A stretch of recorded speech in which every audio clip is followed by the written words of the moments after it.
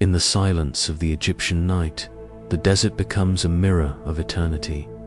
The wind moves softly over forgotten tombs, carrying whispers of names once spoken in prayer. Among the stars, one God watches over every heart that ceases to beat, the jackal-faced guardian, Anubis. He does not judge. He guides.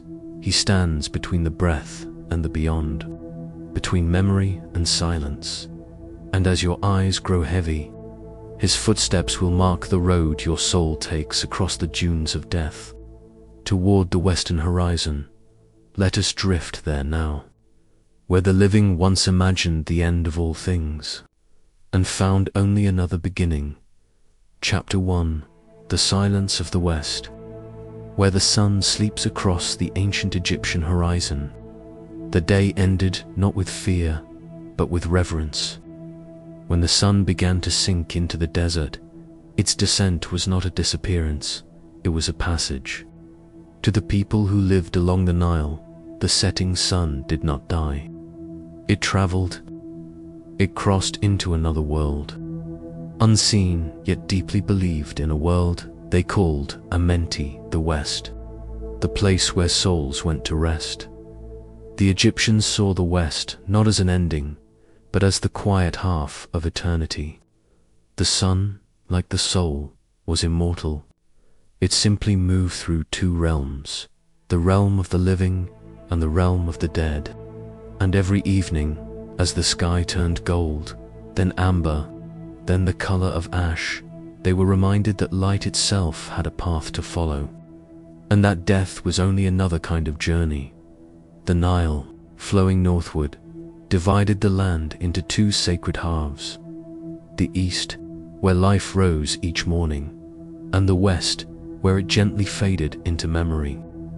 Villages, markets, and homes thrived on the eastern bank, the side of beginnings.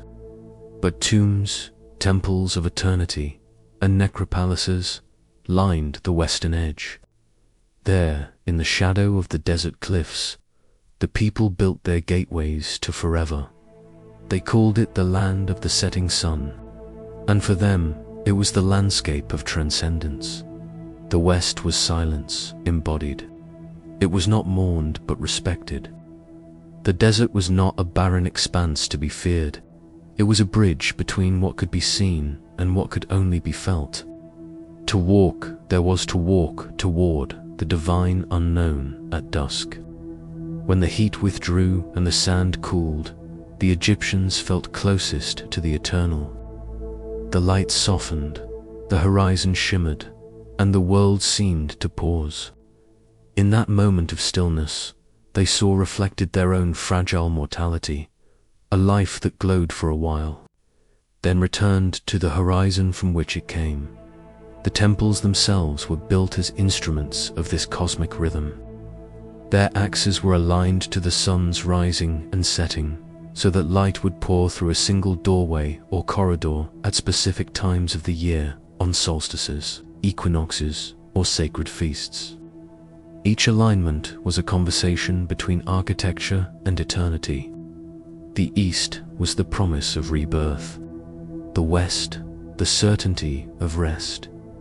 When you look at the tombs carved into the cliffs at Thebes, or the Valley of the Kings, you can still sense this dialogue. The entrances always face east, waiting patiently for the morning light to fall upon the stone.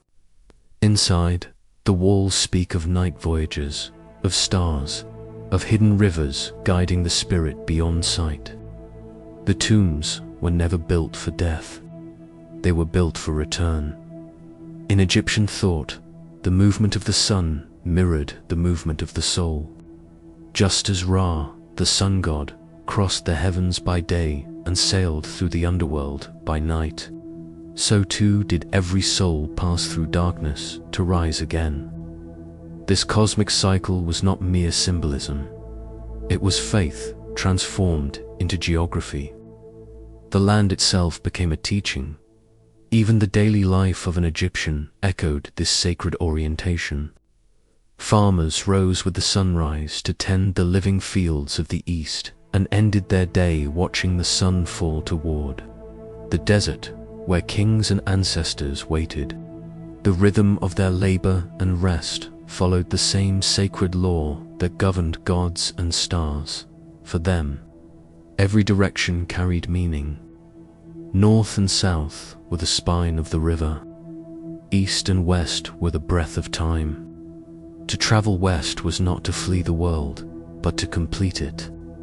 It was the return of the soul to its origin, the setting of one light so another could rise elsewhere in their art.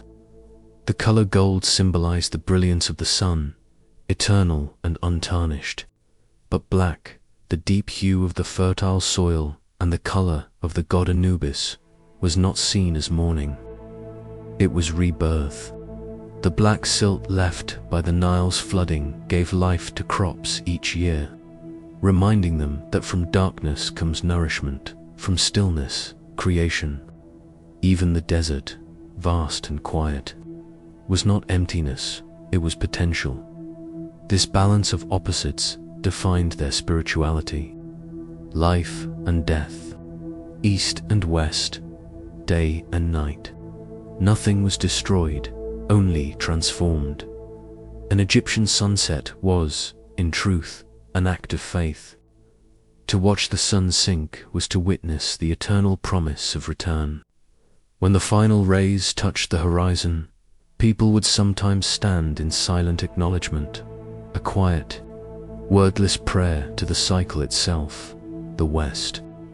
Where the sun vanished, became synonymous with the afterlife, the eternal fields of the soul. And though few dared cross the desert, they believed the spirits walked there freely. To die was to walk westward. To sleep was to visit it in dreams. Even the placement of royal tombs followed this sacred map.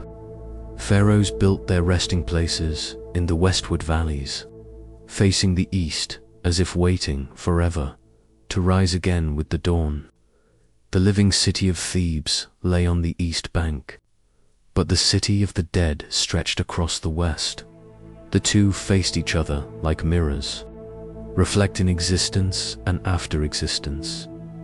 In this landscape, Anubis emerged as the silent guide, the god of embalming, of transition, of the western gate. His domain was not the crypt, but the crossing. He belonged to the moment when breath leaves the body but has not yet dissolved into eternity. The Egyptians placed their trust in him, believing he could see the road beyond the sand. The desert's silence was his voice, the still air his presence. When night came and the stars began to appear, it was said that the souls of the righteous followed him westward, their hearts light, their names preserved in the language of stone. The West was also a teacher of humility. To the Egyptians, everything that rose must one day rest. Kings, priests, peasants, all would one day journey across the desert of shadows.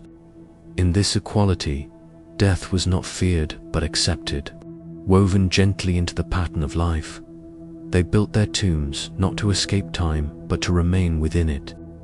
The carvings on their walls were stories written for eternity, guides for the soul, reminders that even the smallest gesture of virtue could ripple into the afterlife.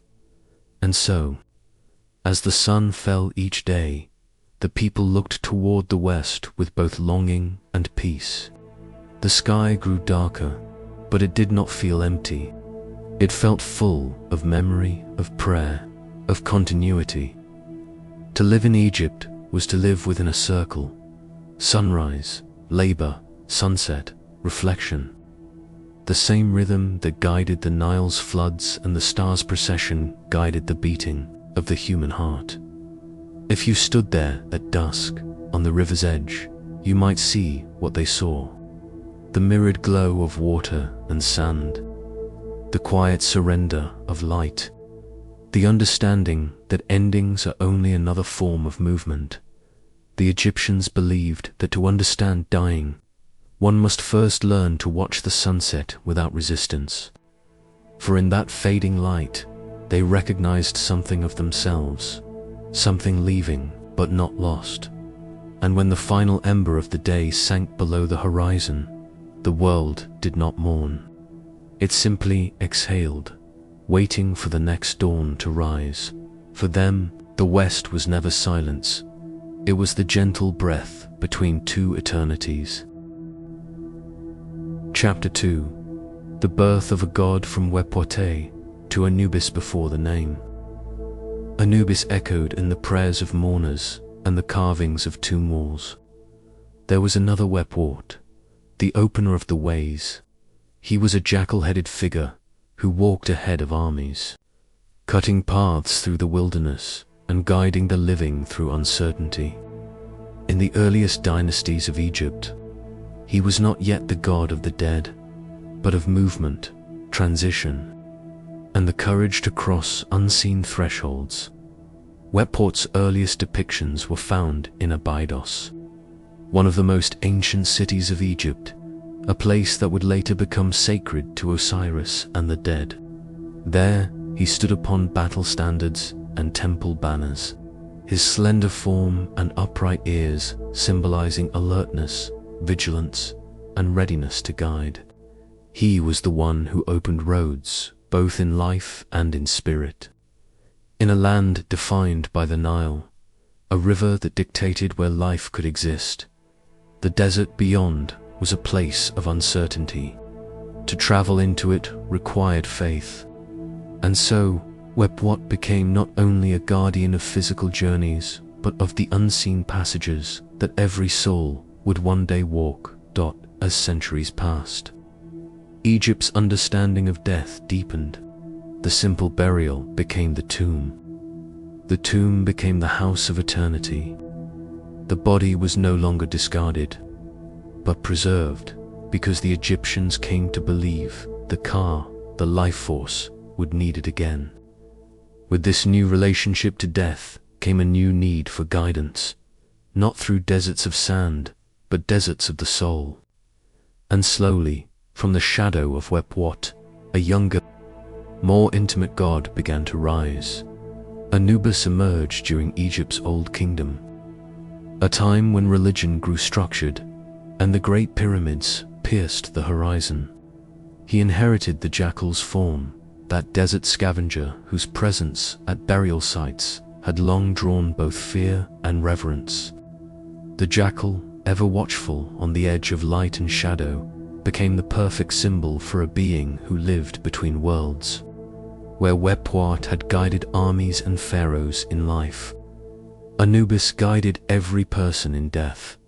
His earliest titles were tender, almost personal: he who is upon his mountain, the lord of the sacred land. These phrases did not speak of conquest or fire, but of quiet guardianship. The mountain was not a battlefield but the necropolis, the silent ridge that overlooked the resting places of souls. There, Anubis stood watch, ensuring the purity of the tombs and the safety of the departed. He was not merely a god to be worshipped. He was a companion in the loneliest journey of all. In art, Anubis' form was precise. The sleek black fur symbolized the fertile soil of the Nile, the same earth that received the body and promised rebirth. His eyes were alert, yet calm, his posture poised between movement and stillness. Unlike other gods who thundered or ruled, Anubis seemed to listen. He was the stillness after mourning, the breath that comes when grief has softened into reverence. Egypt's mythology did not erase Wepwate when Anubis rose. Rather, the two figures merged, sharing their essence. Wepwat remained the opener of the ways, the one who cut paths through unknown places, while Anubis became the one who followed those paths to their sacred end. The ancient priests of Abydos, understanding this continuity, sometimes depicted them side by side. Two jackals, two guides, one watching the living, the other guiding the dead. Together, they represented transition itself, the constant movement between beginnings and endings. As the myth of Osiris grew, the god who was slain and resurrected Anubis found a new and eternal role. He became the embalmer, the preserver of form. In the story, it was Anubis who carefully wrapped the body of Osiris, who spoke the rites, who restored wholeness so that the god could rise again. Through this act, he became not just the guardian of tombs, but the master of sacred preservation. Every embalmer who worked thereafter was said to act under his eye, performing not a craft, but a ritual continuation of divine care. The ritual of mummification itself reflected the theology of Anubis. Each stage, the cleansing, the wrapping, the anointing, was an invocation of protection and return.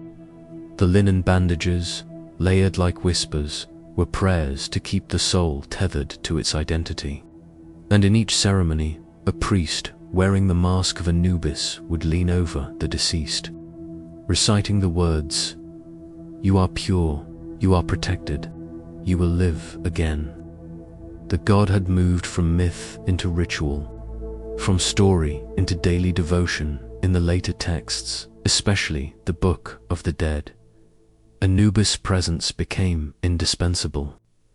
He guided the soul through the hall of two truths, standing beside the scales where the heart was weighed against the feather of Mat. He did not judge, that was Osiris' role, but he ensured that the weighing was fair, that no deceit entered the balance. He represented justice, not as punishment, but as equilibrium. The soul's journey was safe under his gaze, its silence heard and honored. There is something profoundly human in how the Egyptians shaped him. Where other civilizations imagined gods of death as terrifying or cruel, Anubis was gentle. His black form was not darkness, but the promise of fertile renewal. His jackal face was not menace, but recognition, the acknowledgement that death was part of the natural rhythm. He was, in many ways, the first god who comforted rather than commanded. Over time, as Osiris cult spread and the underworld became his domain, Anubis stepped aside, yet never disappeared. He remained the guide, the companion of souls at the threshold. In some hymns, he is described as the one who loves. Silence, a fitting epithet for a deity who ruled over the quiet spaces between breaths.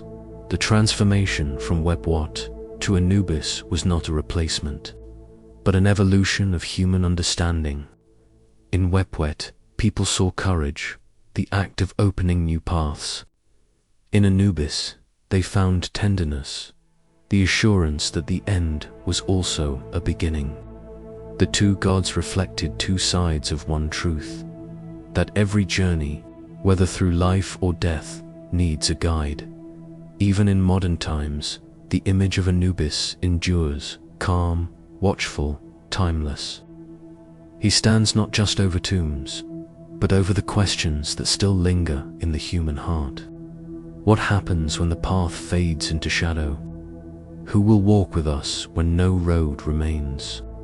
The ancient Egyptians had an answer, spoken softly in hieroglyphs across stone and sand. The guide is already waiting. Perhaps that is why, thousands of years later, his name still carries comfort. Anubis, the guardian of thresholds, the keeper of silence, the friend of the soul. He is not the god of endings, but of safe crossings, the one who reminds us that even in the stillness of death, the way forward is never truly closed. And so, from Webwater to Anubis, the myth of the jackal is not about fear, but about faith. The faith that somewhere beyond the horizon of the setting sun, there is always another dawn waiting to be found. Chapter 3. The Jackal of the Necropolis. The desert at night was not silent. Beneath the veil of stillness, something moved, light-footed, cautious, and unafraid of the dead. It was the jackal, dark-furred, sharp-haired, wandering between the mounds where bodies had been laid to rest beneath shallow sand. For the ancient Egyptians, who lived close to both life and death, this creature became more than an animal. It became a question, a shadow at the edge of the sacred, a reminder that the boundary between this world and the next was never fixed. The jackal's presence in early Egypt was both practical and spiritual. These animals were scavengers, drawn to the scent of decay. They roamed near the burial sites of the poor, where graves were not sealed by stone but covered with sand. Each dawn, the people saw the tracks of the jackal traced across the necropolis. To some, this could have inspired fear, a sign that the dead might be disturbed. But to the Egyptians, who lived by patterns and meaning, this nightly visitation hinted at something deeper. The creature that wandered among the graves seemed to know the way between the living and the dead. It appeared when the world was quiet, when the moon was high, when the horizon itself looked like a passage. And so the jackal was not cast out or hunted, it was sanctified. Rather than curse its nature, the Egyptians gave it a sacred name, transforming the feared scavenger into a divine protector. In the cities of the dead, places like Saqqara and Abydos, the jackal was carved upon temple lintels, painted upon coffins, and sculpted in black stone. These forms did not depict wild beasts, but guardians, sleek, alert, and poised in eternal watch. The animal had been given a new role, that of the sentinel.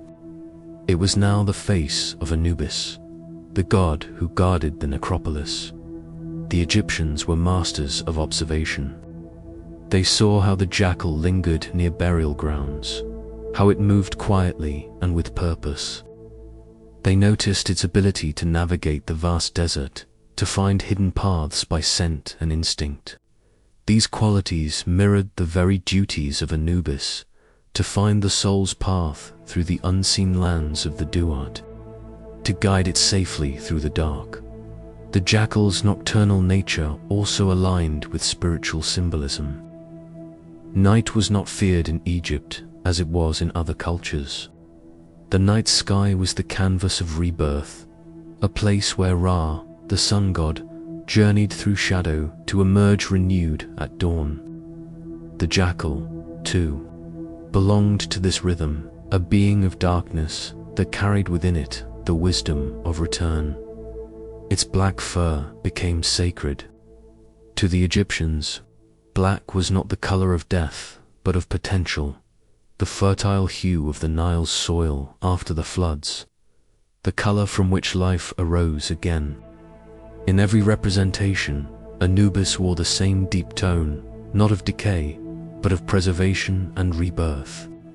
The jackal's color thus came to represent a mystery, that death was not an end, but the soil from which the eternal self might rise. The connection between animal and God was more than symbolic. Archaeologists have found entire cemeteries dedicated to jackals and dogs near temples of Anubis, especially at Sinopolis, the city of the dog.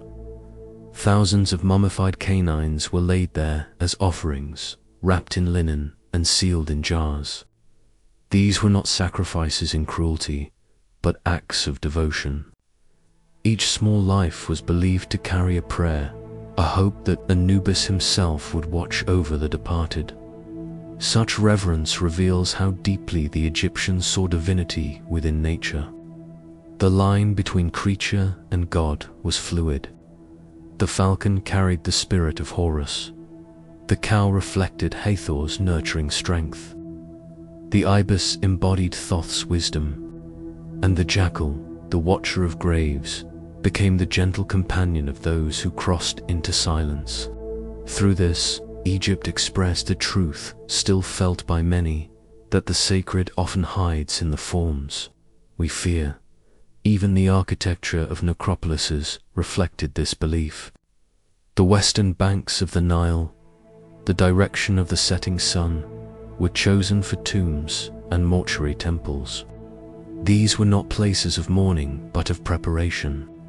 Statues of Anubis stood at their entrances, carved with sleek precision, eyes cast forward, forever alert. To walk among these statues was to sense a calm vigilance, as if the gods still watched the living as much as the dead. Within the tomb rituals, the jackal's image played a vital role. Priests wearing Anubis masks presided over the embalming process, reciting prayers that invited the god's protection. The act was sacred theater, a reenactment of divine care. Every gesture imitated the myth of Anubis embalming Osiris, wrapping the god's broken body and restoring it to wholeness. In this way, the jackal's instinct to guard and preserve found a holy parallel in human ceremony. The jackal's gaze came to symbolize awareness at the threshold, a consciousness that did not belong to either life or death, but to the watchful space between them. When the embalmers placed the golden amulet of the jackal upon a mummy, it was not meant to frighten away spirits, but to remind the soul that it was not alone. Anubis, in his quiet, patient form, was already waiting in hymns and temple inscriptions. The god's titles reflected this duality of animal and divine. He who is upon his mountain, they called him, a phrase evoking the solitary figure of a jackal watching from a ridge, guarding the tombs below. He was also the lord of the sacred land, a name that blurred the line between guardian and guide. To invoke him was to call for protection, but also for passage, and in all of these names, the jackal's nature remained intact. He was not tamed by myth, but elevated through it.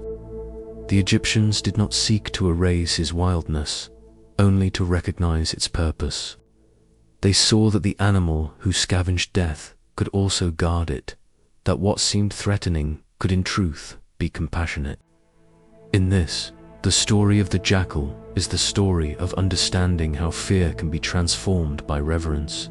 The necropolis itself, that vast city of the dead, embodied this transformation. It was not built in despair, but in faith that death was a journey with guides and guardians. Each tomb, each carved statue of a jackal, told the same story, that no one passes alone. Even when the world grows silent, there are eyes that see, and footsteps that follow close behind. There is a quiet wisdom in the Egyptians, choice to turn a scavenger into a symbol of hope. They could have feared the jackal, as others did. Instead, they saw in its patience, its watchfulness, a mirror of divine care. To this day, when archaeologists unseal the tombs and find the image of the black jackal seated upon his pedestal, they find not menace, but peace.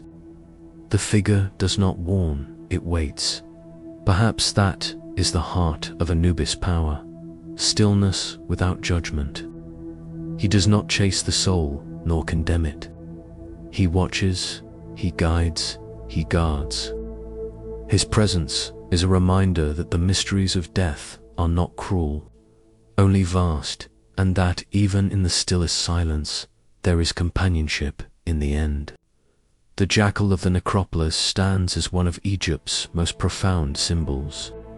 It teaches that fear can become faith, that darkness can hold protection, and that death, when faced with reverence, can reveal not an ending, but a passage lovingly watched over. And when the moonlight falls once more upon the dunes, the jackal's shadow moves again, not as predator, but as guide. Beneath the silver sky, it walks the same paths it has always known, where the living and the dead share the same horizon. And somewhere, in the quiet between steps, one might almost hear it whisper, "The way forward is safe." Chapter 4. The Shadow and the Ka. The Egyptian soul divided to the ancient Egyptians. A human being was never one thing. To live was to carry a constellation within body, spirit, shadow, and light, all orbiting the same mystery, what truly makes us alive. They believed the self was not a single thread, but a woven fabric of forces. When one strand frayed, the others trembled. When death arrived, those threads did not vanish. They separated, drifted, and began a journey toward reunion in this world of desert winds and rising suns. Life itself was a balance between seen and unseen, matter and breath. Light and shade, the Egyptians gave names to these forces. The Ka, the Ba, the Ok, and the Shoit together. They formed the map of the soul. The Ka was the life force, the invisible twin born with every person. It was breath and energy, the pulse that animated flesh. It dwelled in the body through life, and when a person died, the Ka lingered. But it could not live without nourishment. This is why tombs were stocked with food, wine and incense, offerings for the Ka. Priests whispered prayers to sustain it.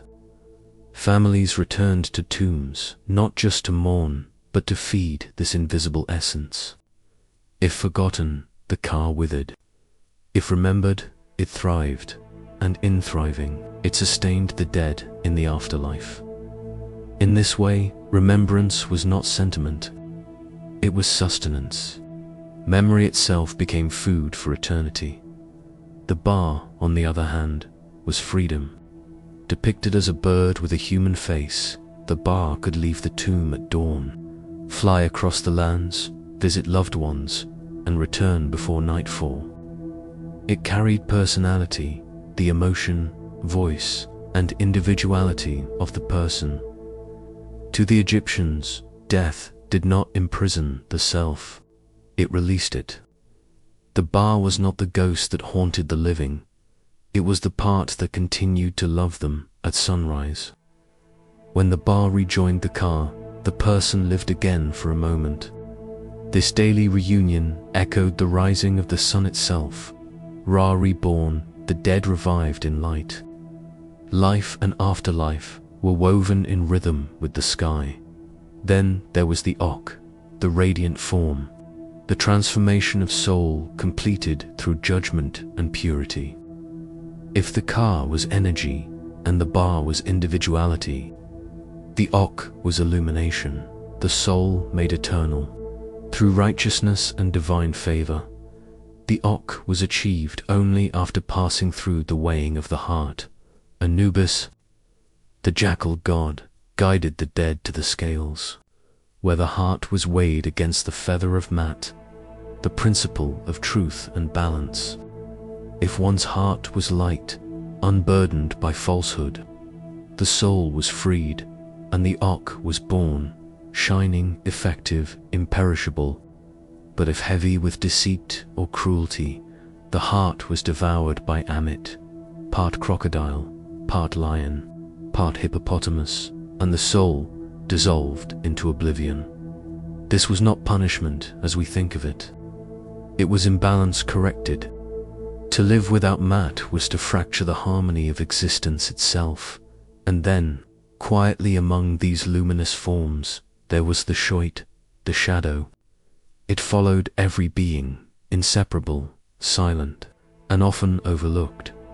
The Shoit represented what could not be seen directly, the hidden self, the residue of presence. It was both protector and reminder that even light casts darkness in tomb art. A person's shadow was often depicted as another being entirely. It was said that to harm one's shadow was to harm the person themselves. For this reason, some spells in the Book of the Dead protect the Shoit from being stolen or injured in the eyes of the Egyptians. The shadow was not evil. It was simply the unseen aspect of existence, the part that must remain in balance with light. Even the gods had their shadows. Even Ra, the sun itself, was followed by one. The Shoit carried memory, echo, and residue, a trace of being that lingered in places once loved.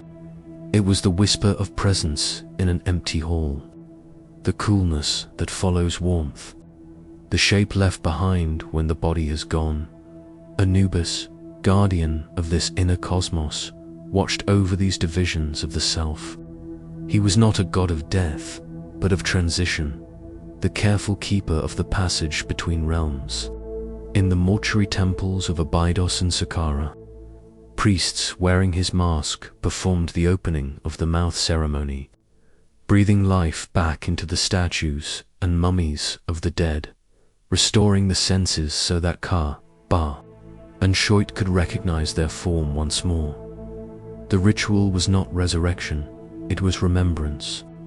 By remembering the self's many parts, the Egyptians believed the soul could awaken to wholeness again. To us, the idea of a divided soul may seem foreign, even fragmented, but to the Egyptians, it was the opposite. They saw division as harmony, each aspect playing a role in the symphony of existence. Body, breath, will, light, shadow, each was needed for the melody to continue. When they looked upon the stars, they saw not distant suns, but perfected souls, Aku, shining eternally.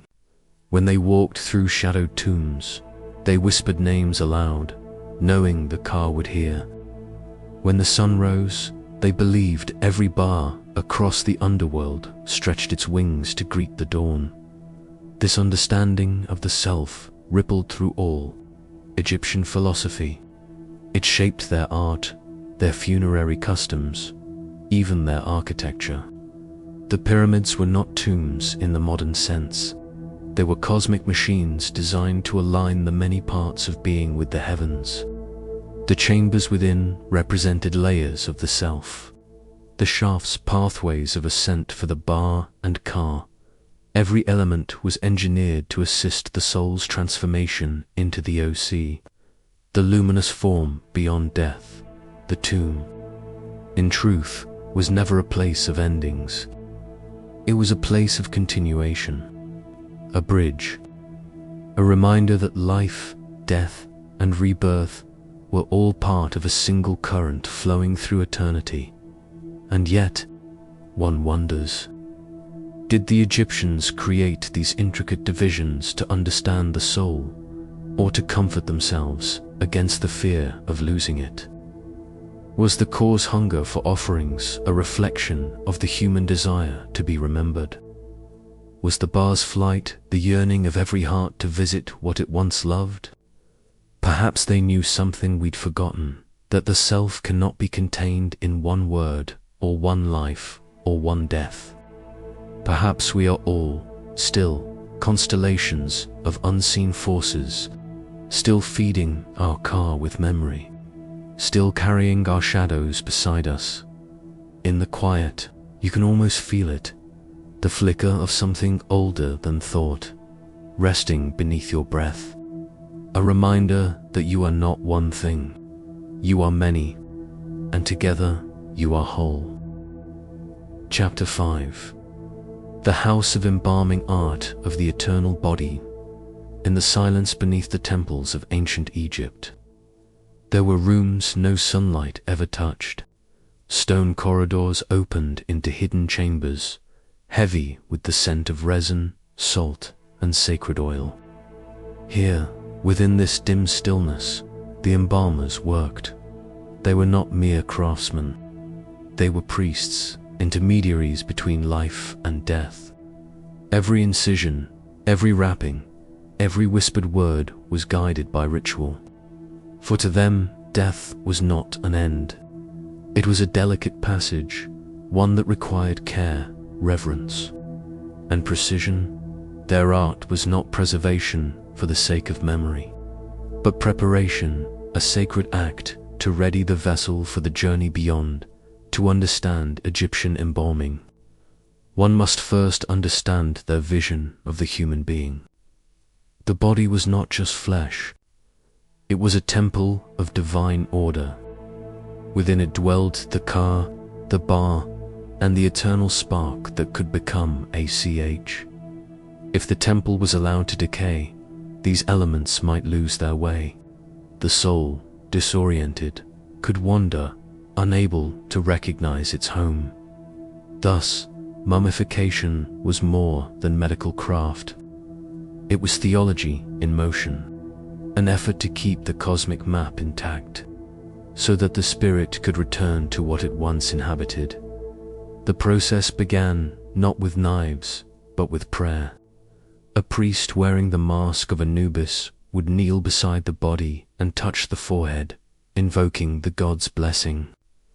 Anubis, guardian of the necropolis, lord of sacred transitions, was believed to stand invisibly beside them, guiding every motion. First, the body was purified. It was washed in palm wine, rinsed with water drawn from the Nile, a symbolic cleansing in the river of life. Then came the opening, a precise incision along the left side of the abdomen. Through it, the organs were carefully removed, each one treated as divine. The liver, lungs, stomach, and intestines were dried and placed into canopic jars, vessels guarded by the 4 sons of Horus. Each jar bore a sacred head, human, baboon, jackal, or falcon, watching over what it contained. To the Egyptians, these were not containers of waste. They were guardians of eternity. The heart, however, remained. It was the seat of thought, emotion, and memory, the record of one's deeds. It would be needed in the Hall of Judgment, where it would be weighed against the feather of Mat. To remove it would have been to erase identity itself. The brain, paradoxically, was discarded, drawn out through the nostrils with slender hooks, dissolved and poured away. To the Egyptians, thought was not housed in the head, but in the heart. The mind could be lost. The soul, never. Once emptied, the body was filled again, not with organs, but with sacred matter. Pouches of resin, linen, and aromatic herbs were placed inside, ensuring purity and fragrance. Then began the long drying.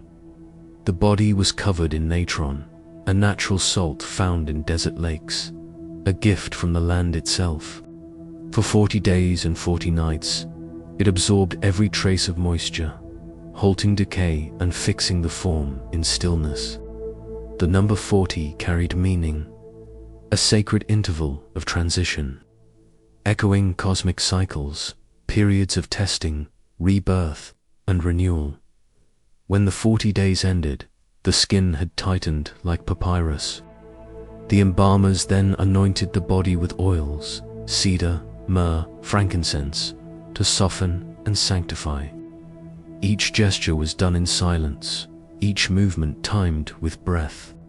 For the embalmers believed they were not preparing a corpse, but awakening a vessel of eternity. Then came the wrapping, the most solemn stage. It began with the fingers and toes, each wrapped separately, as if to preserve the memory of touch.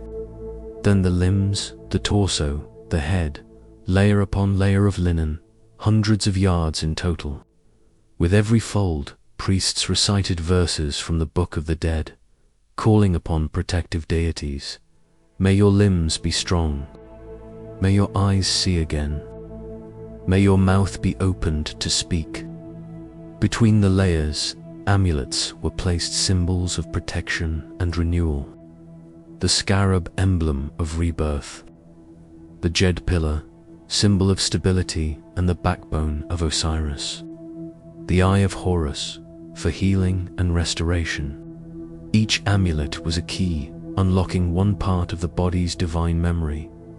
At the chest, a heart scarab was set in place. It was inscribed with a plea: "Do not stand as a witness against me."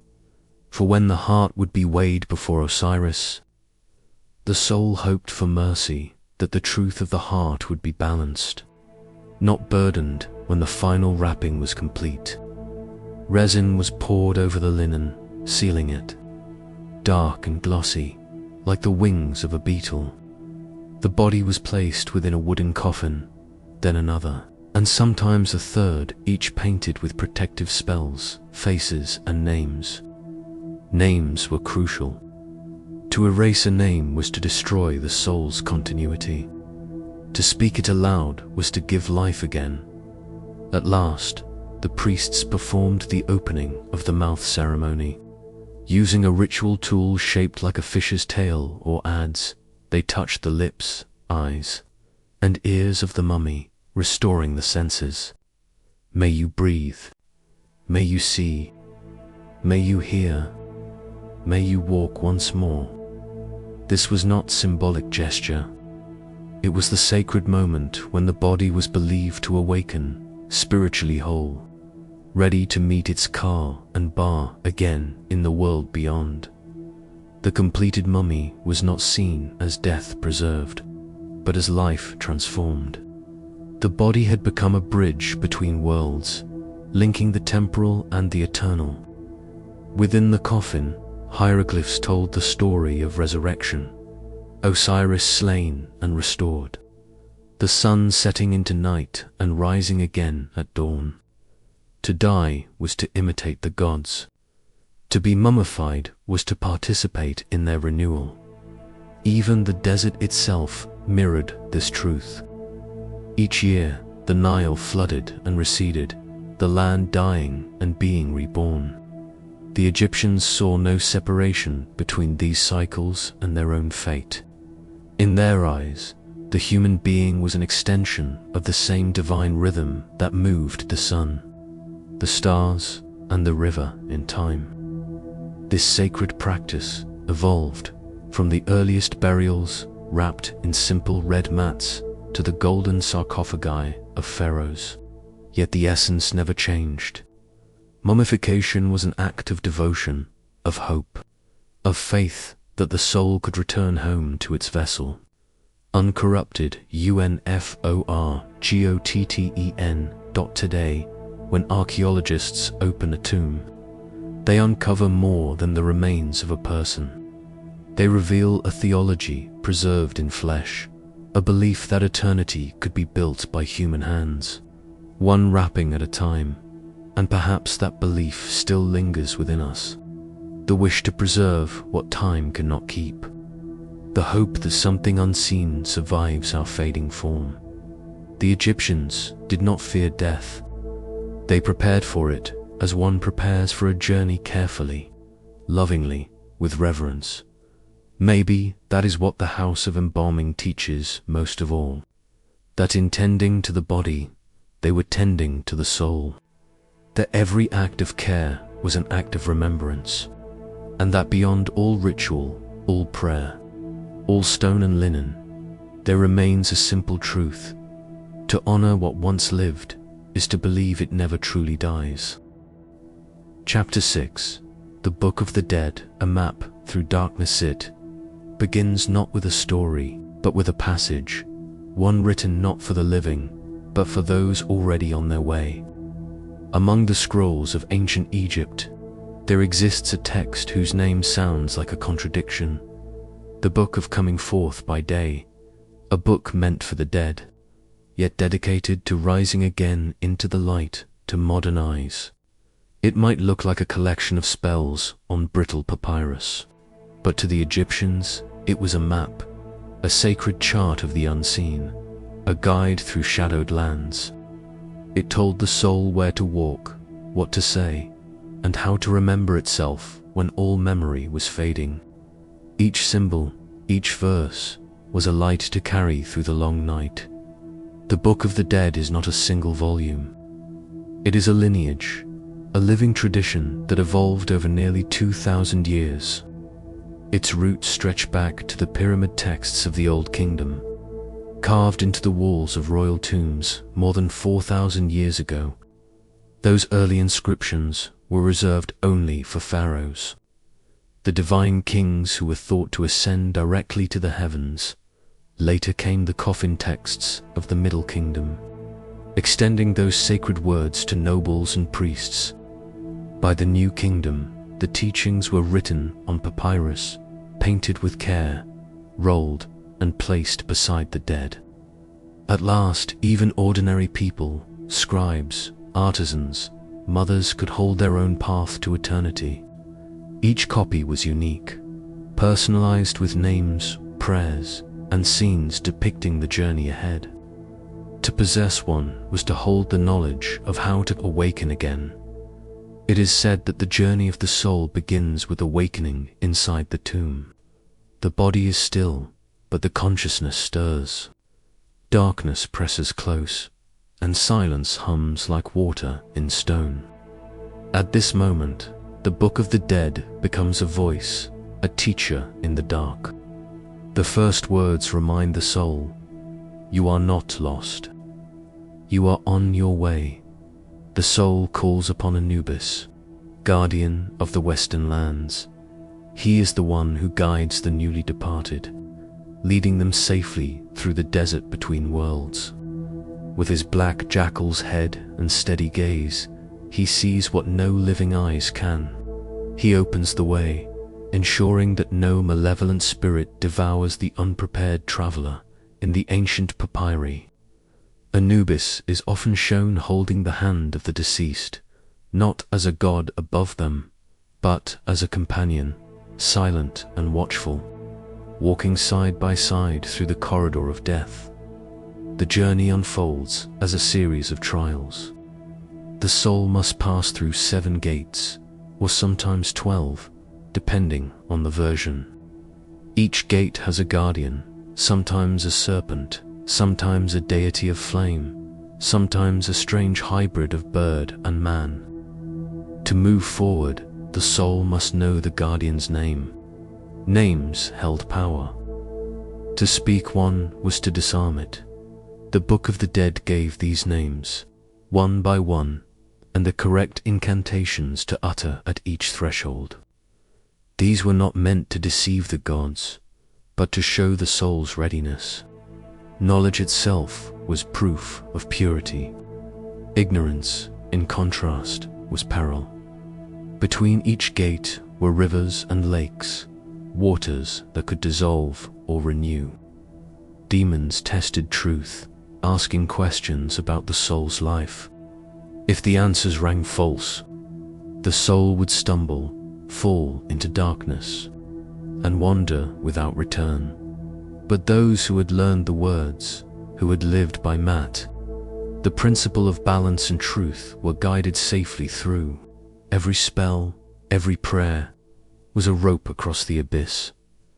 The most famous moment in this cosmic journey comes in the Hall of Two Truths. Here, the soul stands before Osiris, ruler of the afterlife, seated on a throne of emerald and gold. Behind him are 42 divine judges, each representing a moral law. Before the soul lies a scale. On one side, the heart, the record of a lifetime. On the other, the feather of Mat, symbol of truth and divine order. Anubis, ever precise, oversees the weighing. Thoth, the god of wisdom, records the outcome. If the heart is heavier than the feather, it is thrown to Amit, the devourer, part lion, part crocodile, part hippopotamus. In that instant, the soul ceases to exist, not punished, simply unmade. For, to the Egyptians, the greatest sin was imbalance, the disruption of harmony. But if the heart balances the feather, the soul is welcomed into the field of reeds, a mirror of Egypt itself, lush and fertile, free from pain and decay. There, one reunites with family, tends fields that never flood, and sails upon calm waters beneath an eternal sunrise. In that realm, the sun never sets, for the soul has come forth by day. It is striking that even in death, the Egyptians imagined a world that mirrored life. Their heaven was not distant or abstract. It was familiar, a perfected reflection of their homeland. The Nile flowed as it always had. The same birds flew overhead. The the same winds carried the scent of lotus, but everything was still, serene, without the burden of time. In this way, the Book of the Dead is less about escaping the world than remembering it. It does not teach flight, it teaches return. To come forth by day was to awaken into clarity, to rejoin the cycle of sunrise and sunset. Even the dead were not apart from life.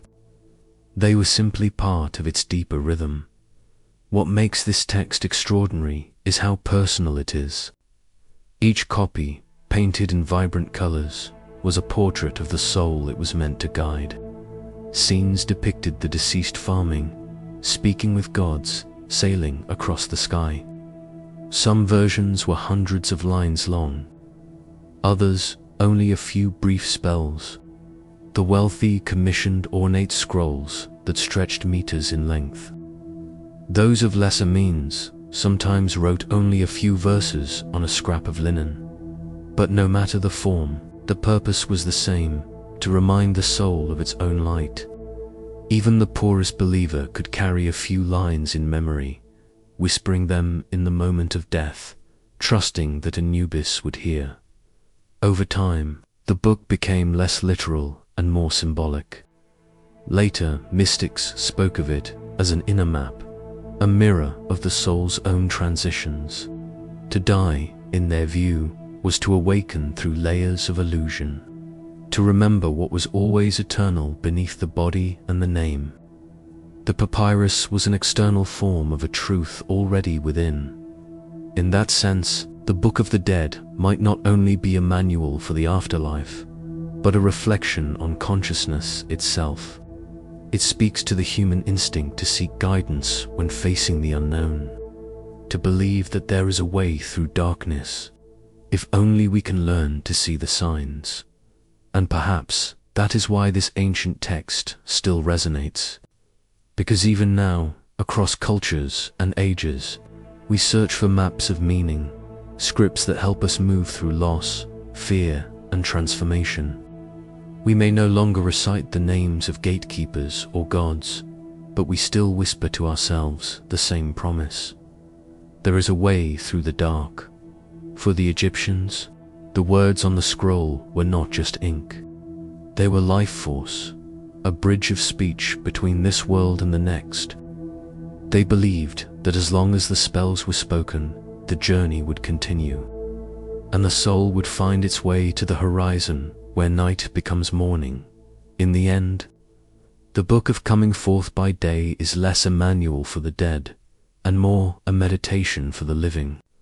It tells us that the darkness is not final, it is a passage, that what we call the end is simply another kind of beginning. And when we imagine Anubis standing at the gate, lantern in hand, his eyes calm and unblinking, we might realize he has always been there, not only guiding the departed, but guarding the part of us that seeks to awaken, again and again, into the light. Chapter 8. Mat, the feather that holds the world before creation had shape. There was chaos, a dark, restless sea called Nun. Out of that formless depth, the Egyptians believed, arose the first mound of land, and with it came order, Mat, not born of violence or conquest, but of stillness. She was the quiet law that allowed existence to stand without collapsing back into nothing. Mat was more than a goddess. She was the pattern that the universe followed, the pulse behind the stars, the rhythm in the Nile's flooding, the calm that separated dawn from darkness. Wherever harmony existed, Mat was present. Wherever discord rose, she was absent in temple carvings. Mat is shown wearing a single feather upon her head, an ostrich plume, pure and light.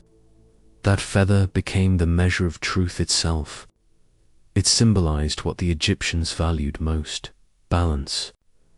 To live by Mat was to live in tune with the world's natural order, not in excess, not in neglect, but in graceful proportion. The concept of Mat was the foundation of Egyptian civilization. It shaped their religion, their law, their morality, and even their architecture. It was believed that every brick laid, every offering made, every decision rendered by a judge or a pharaoh had to be done in accordance with Mat. To act against her was not simply to commit a sin. It was to unravel the fabric of creation itself. For the ancient Egyptians, truth was not something you discovered. It was something you maintained. The world depended on the continuous act of keeping chaos at bay. The gods themselves performed Mat each day.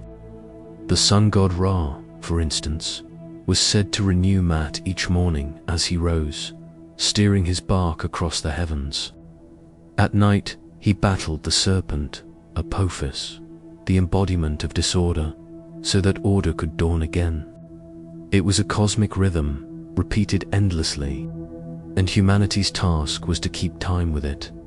Even the pharaoh, the most powerful figure in Egypt, was bound to her law. He was called the Lord of Mat, but not because he ruled over her. He ruled through her. His legitimacy came from his ability to uphold truth, justice, and harmony in the land. In temple rituals, he is often shown offering a small statue of Mat to the gods, a symbolic gesture declaring, "I give back the order that sustains all things." This philosophy extended into daily life. Mat was not only for kings and priests, she was for farmers, artisans, mothers, and scribes. A farmer living by Mat treated his land with care, taking what he needed without exhausting the soil. A merchant living by Mat measured fairly, neither deceiving nor exploiting. A family living by Mat spoke truthfully and settled disputes in peace. In the instructions of Tehotepe, one of the world's oldest recorded ethical texts, an elder advises his son, "Do Mat, for it is mighty, it endures. Its worth is proven, it has not been disturbed since the time of he who made it." This was more than moral advice, it was a recognition of permanence. Truth, fairness, humility, these were not human inventions. They were echoes of a divine order older than humanity itself to the Egyptians. Mat was not something to be worshipped from afar, but something to be embodied. They saw the self as a microcosm of the cosmos. Just as the universe sought balance, so too did the individual heart. When a person strayed from Mat, they did not simply offend the gods, they disoriented themselves, drifting into a state the Egyptians called isfit, chaos, confusion, imbalance, and imbalance. They believed had consequences that rippled outward. When greed overtook rulers, famine followed. When falsehood spread, the Nile withdrew its blessing. When pride grew louder than humility, empires fell silent. For every disruption in the human heart, there was a shadow in the natural world. This is why Mat was called the feather that holds the world. Without her, nothing stood. With her, all things moved in harmony. In funerary texts, Mat appears again as the measure of the soul. When the dead entered the hall of two truths, their heart was weighed against her feather. This was not a new ritual invented for the afterlife. It was the same principle that guided the living. The scale was both cosmic and personal. If the heart was heavy, burdened with dishonesty or cruelty, the balance failed. If the heart was light, aligned with Mat, the soul passed freely into eternity. To live by Mat, then, was to prepare, not just for death, but for continuity. The Egyptians saw existence as cyclical. Life, death, renewal, all maintained through the same order. And Mat was that order, running like an invisible current through every layer of being. Even the gods revered her. Texts from the New Kingdom say that the gods live by Mat. meaning that divine power itself depended on the truth she represented. In one hymn, it is said that Ra's heart is glad when Mat stands before him, because she gives him strength to rise again each day. Even Anubis, the guardian of the dead, could not grant passage to any soul that defied her. Without her blessing, no prayer, no spell, no offering could open the gates beyond. But Mat was not strict dogma. She was not an unfeeling code.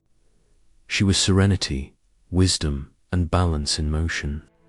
To follow her was not to obey rules, but to live in awareness. To act, speak, and even think with equilibrium. She taught that truth was not loud, and justice not harsh. They were quiet forces, steady, like the Nile's flood, subtle yet sustaining. The Book of the Dead describes how the soul, in its confession, often addresses her directly. Hail, Mat, daughter of Ra, who shines in the sky and guides the gods. I know you. I walk in your path. I speak the truth. I act with balance. This was not recitation, it was renewal. Each word reaffirmed the soul's harmony with the universe.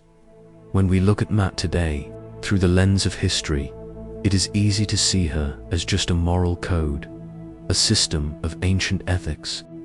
But to the Egyptians, she was not abstract philosophy. She was life itself, from the way the Nile rose to the way the heart loved. Every sunrise, every judgment, every truthful word was a small act of cosmic repair. And perhaps that is what made Egyptian civilization endure for thousands of years. Not merely its kings or its monuments, but its quiet devotion to balance. They understood something modern life often forgets. That order does not survive through force, but through awareness. A civilization built on Mat could not be sustained by conquest alone. It needed harmony between the seen and unseen, the human and the divine. Even now, the idea of Mat feels timeless. Truth as calmness, justice as balance, harmony as strength. It's a worldview that suggests peace is not found by seeking control, but by learning to move in rhythm with what already is.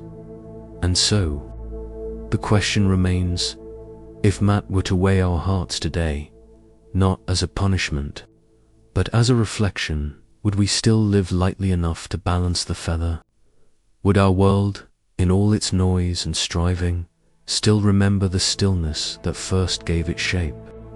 Because somewhere beneath the modern rush and uncertainty, Mat still whispers, reminding us that every word of truth, every act of fairness, is a small way of holding the world in place.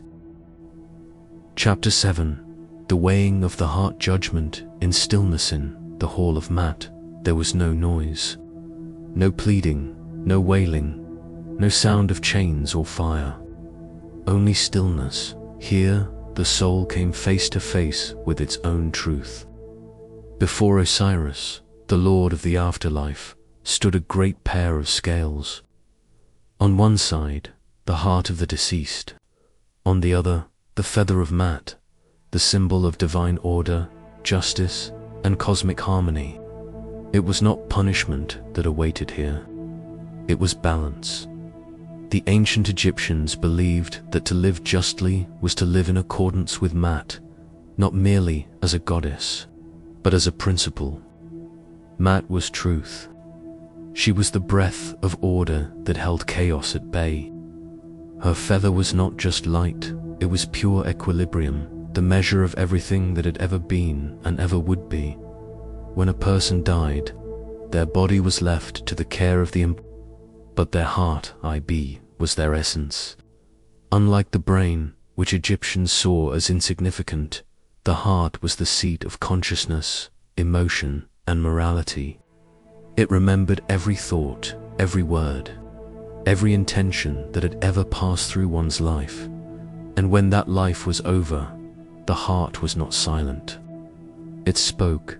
The Book of the Dead, or the Book of Coming Forth by Day, describes this moment vividly. It is said that the soul would stand before 42 divine judges, manifestations of moral order, each representing a specific virtue or law. There, the deceased would proclaim their innocence through the negative confession.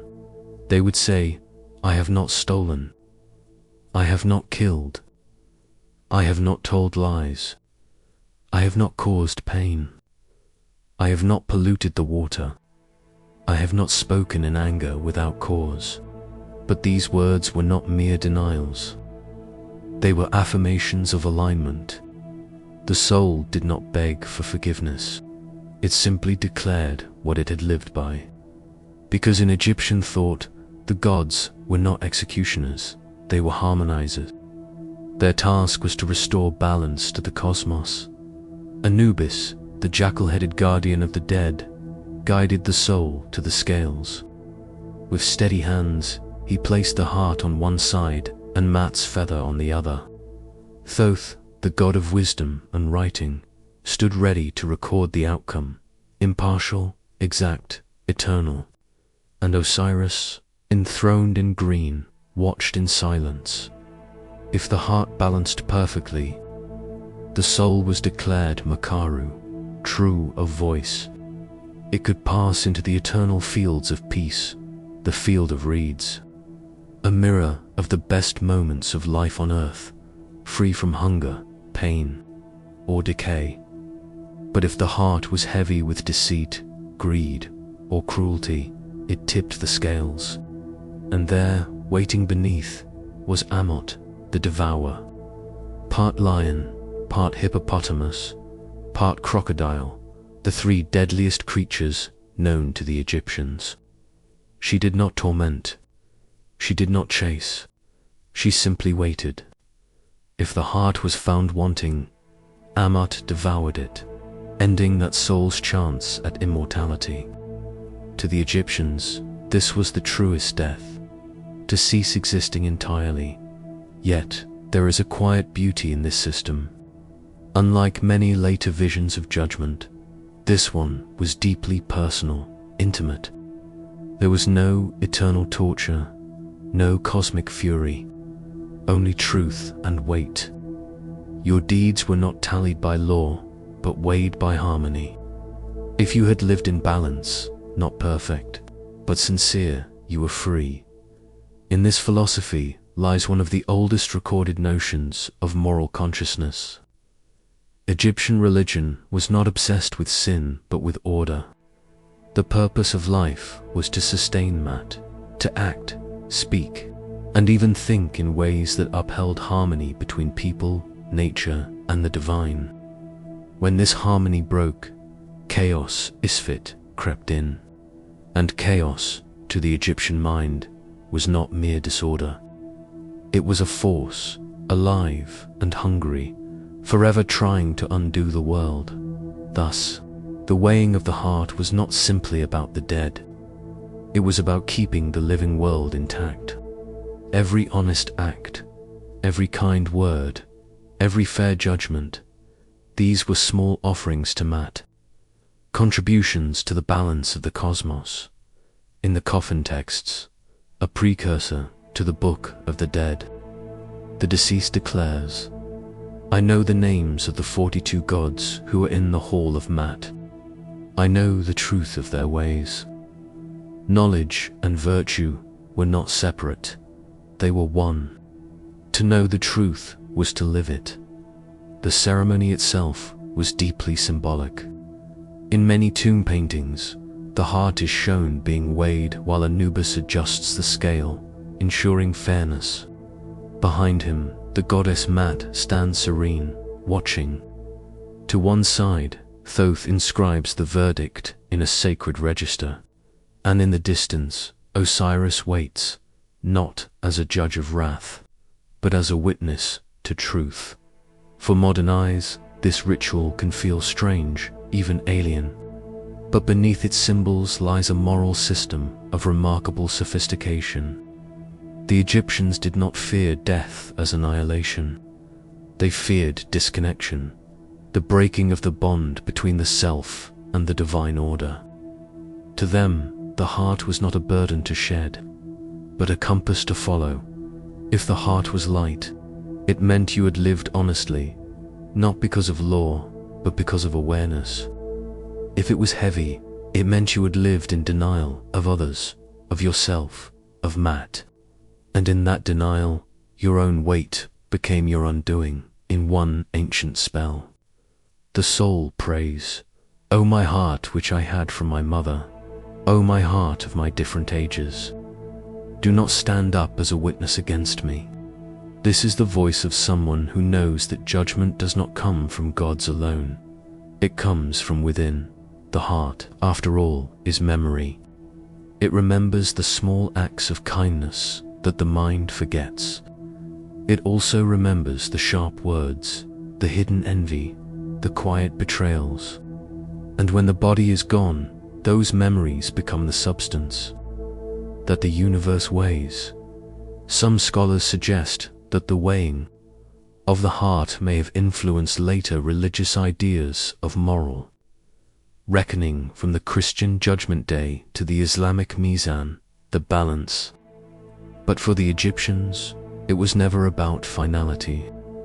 It was about alignment, returning to the rhythm of the cosmos.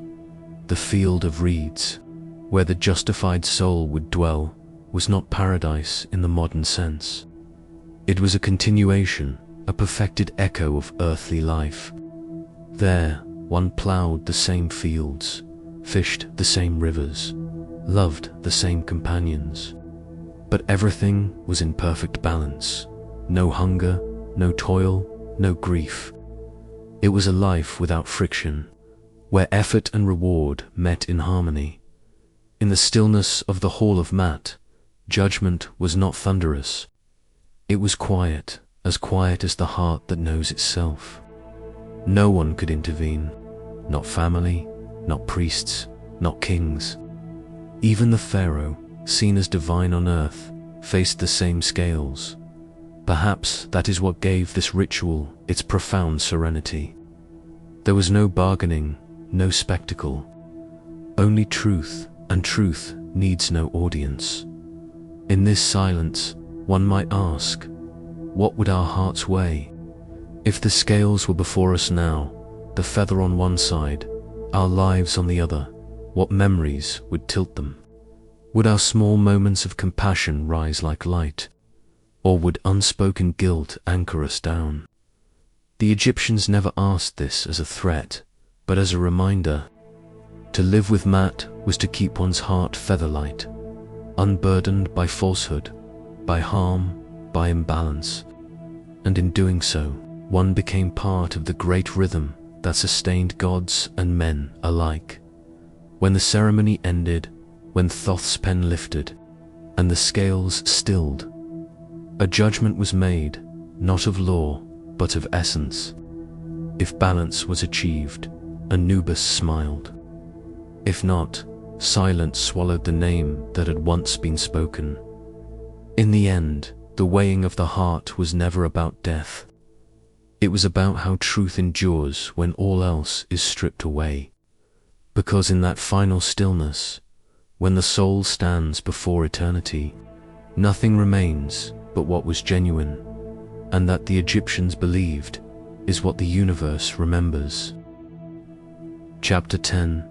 The temples of the West, Abydos, Saqqara, and beyond along the edge of the Egyptian desert, where the golden dunes begin to swallow the living world, rise the cities of the dead. To the ancient Egyptians, these were not graveyards.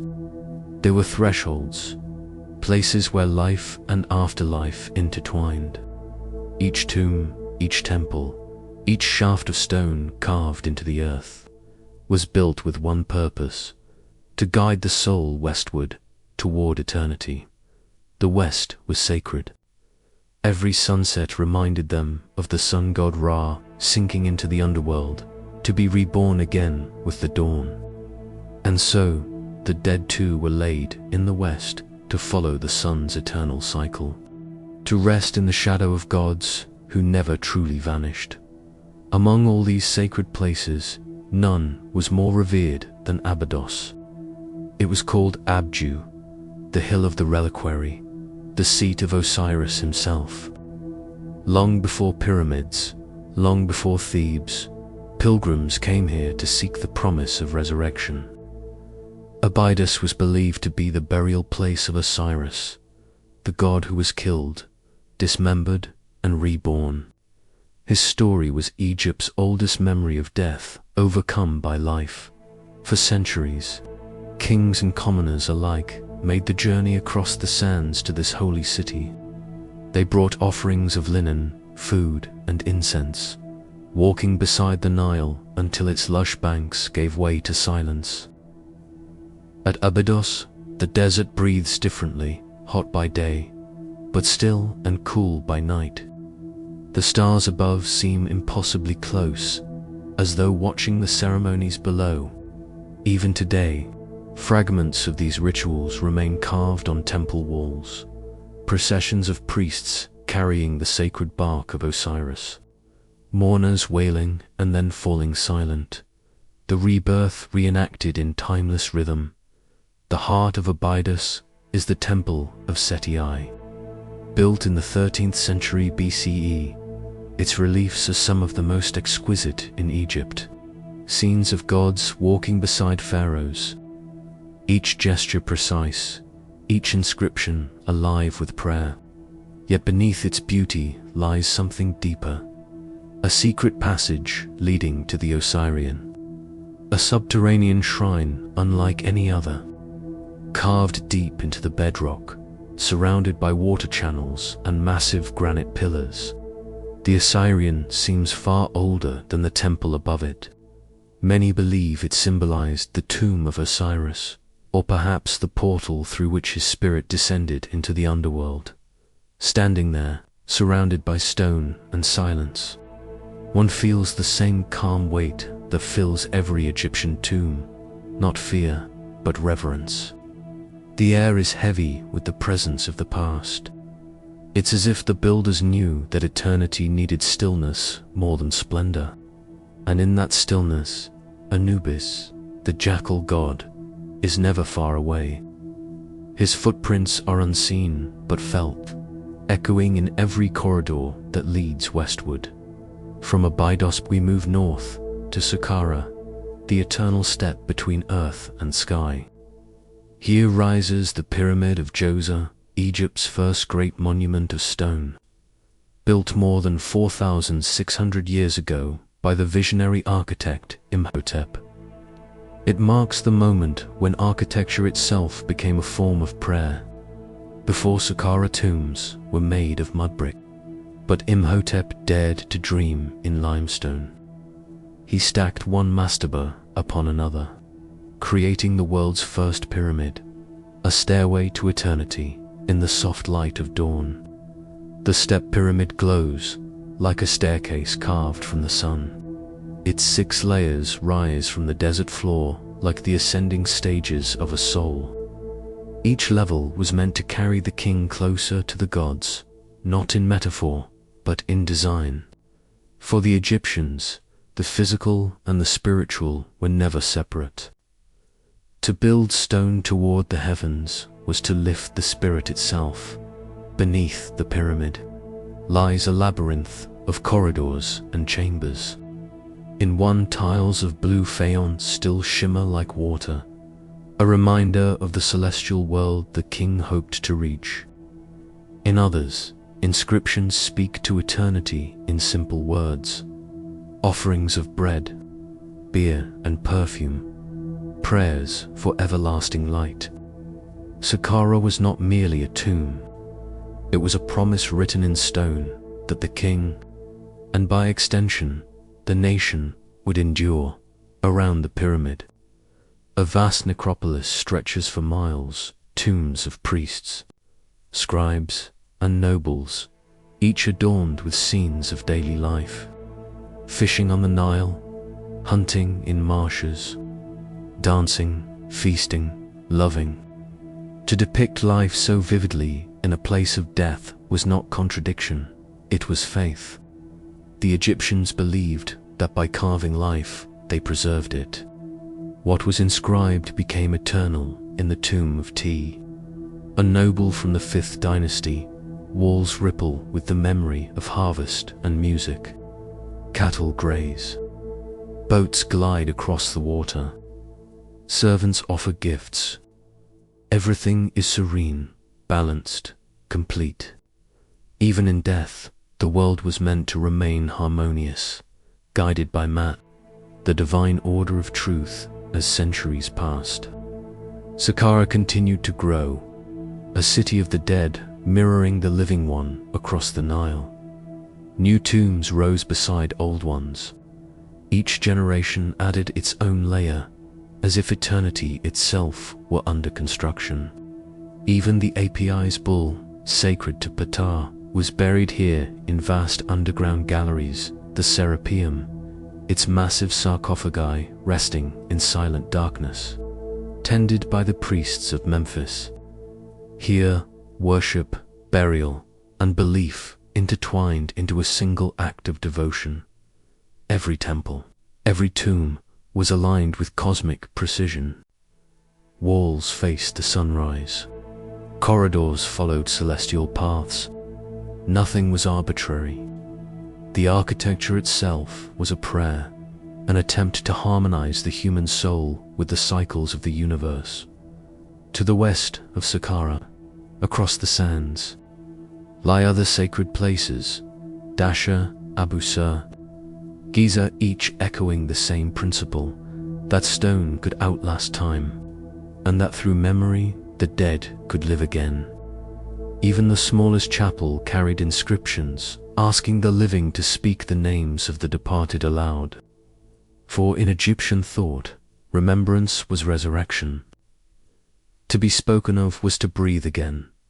And in every temple of the West, one finds the same recurring motif, the image of Anubis standing beside the bier, calm, attentive, protective. His dark form bridges the gap between man and God. He watches over the passage, guarding not only the dead, but the sacred order of transition itself at Abydos. He is the silent witness of Osiris's resurrection. At Saqqara, he guides the king through the stairway of stone. At Thebes, he walks among the painted tombs of the Valley of the Kings, unseen yet always present. Wherever the Egyptians laid their dead, they invoked his shadow. It is a quiet theology, one that finds divinity not in thunder or fire, but in the steady work of preservation.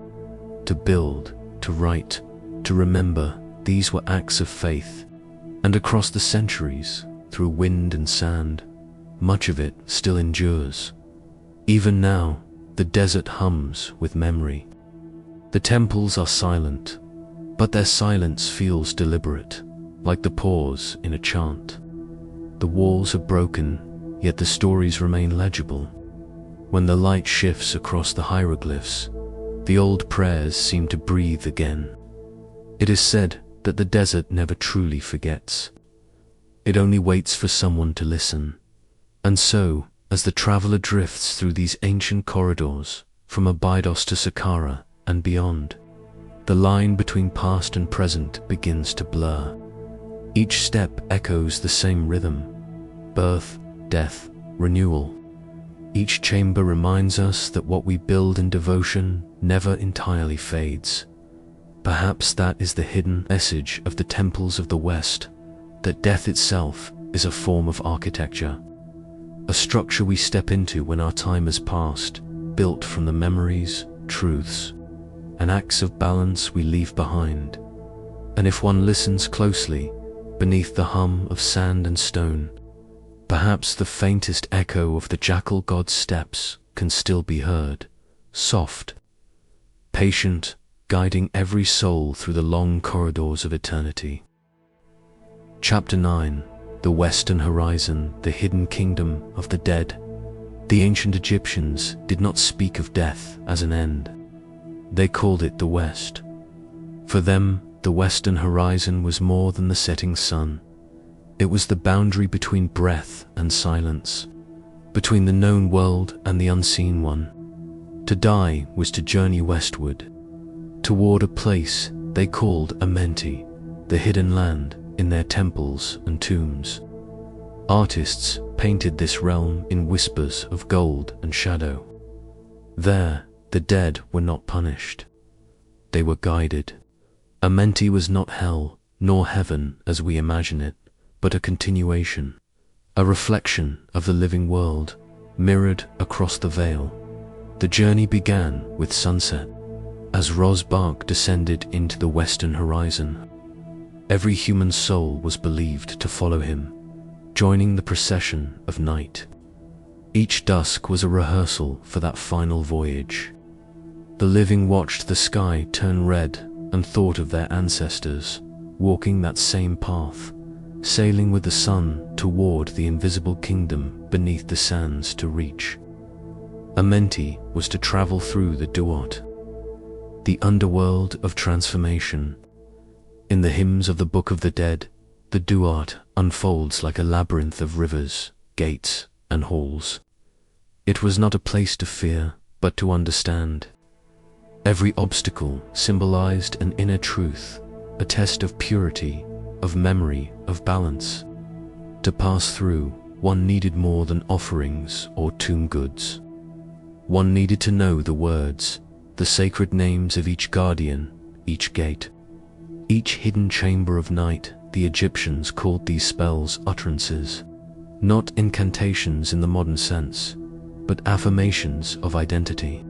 In death, the soul declared who it was, who it had been, and who it wished to become. To say the right words was to be remembered. To forget them was to be lost. And so, the walls of tombs became libraries. Painted prayers guided the traveler through each realm. Scenes of boats crossing celestial rivers, serpents coiled around islands of flame, and fields of light beyond the horizon, all formed a map for the departed. Each symbol carried instruction. Each color carried meaning. The art was not decoration. It was survival.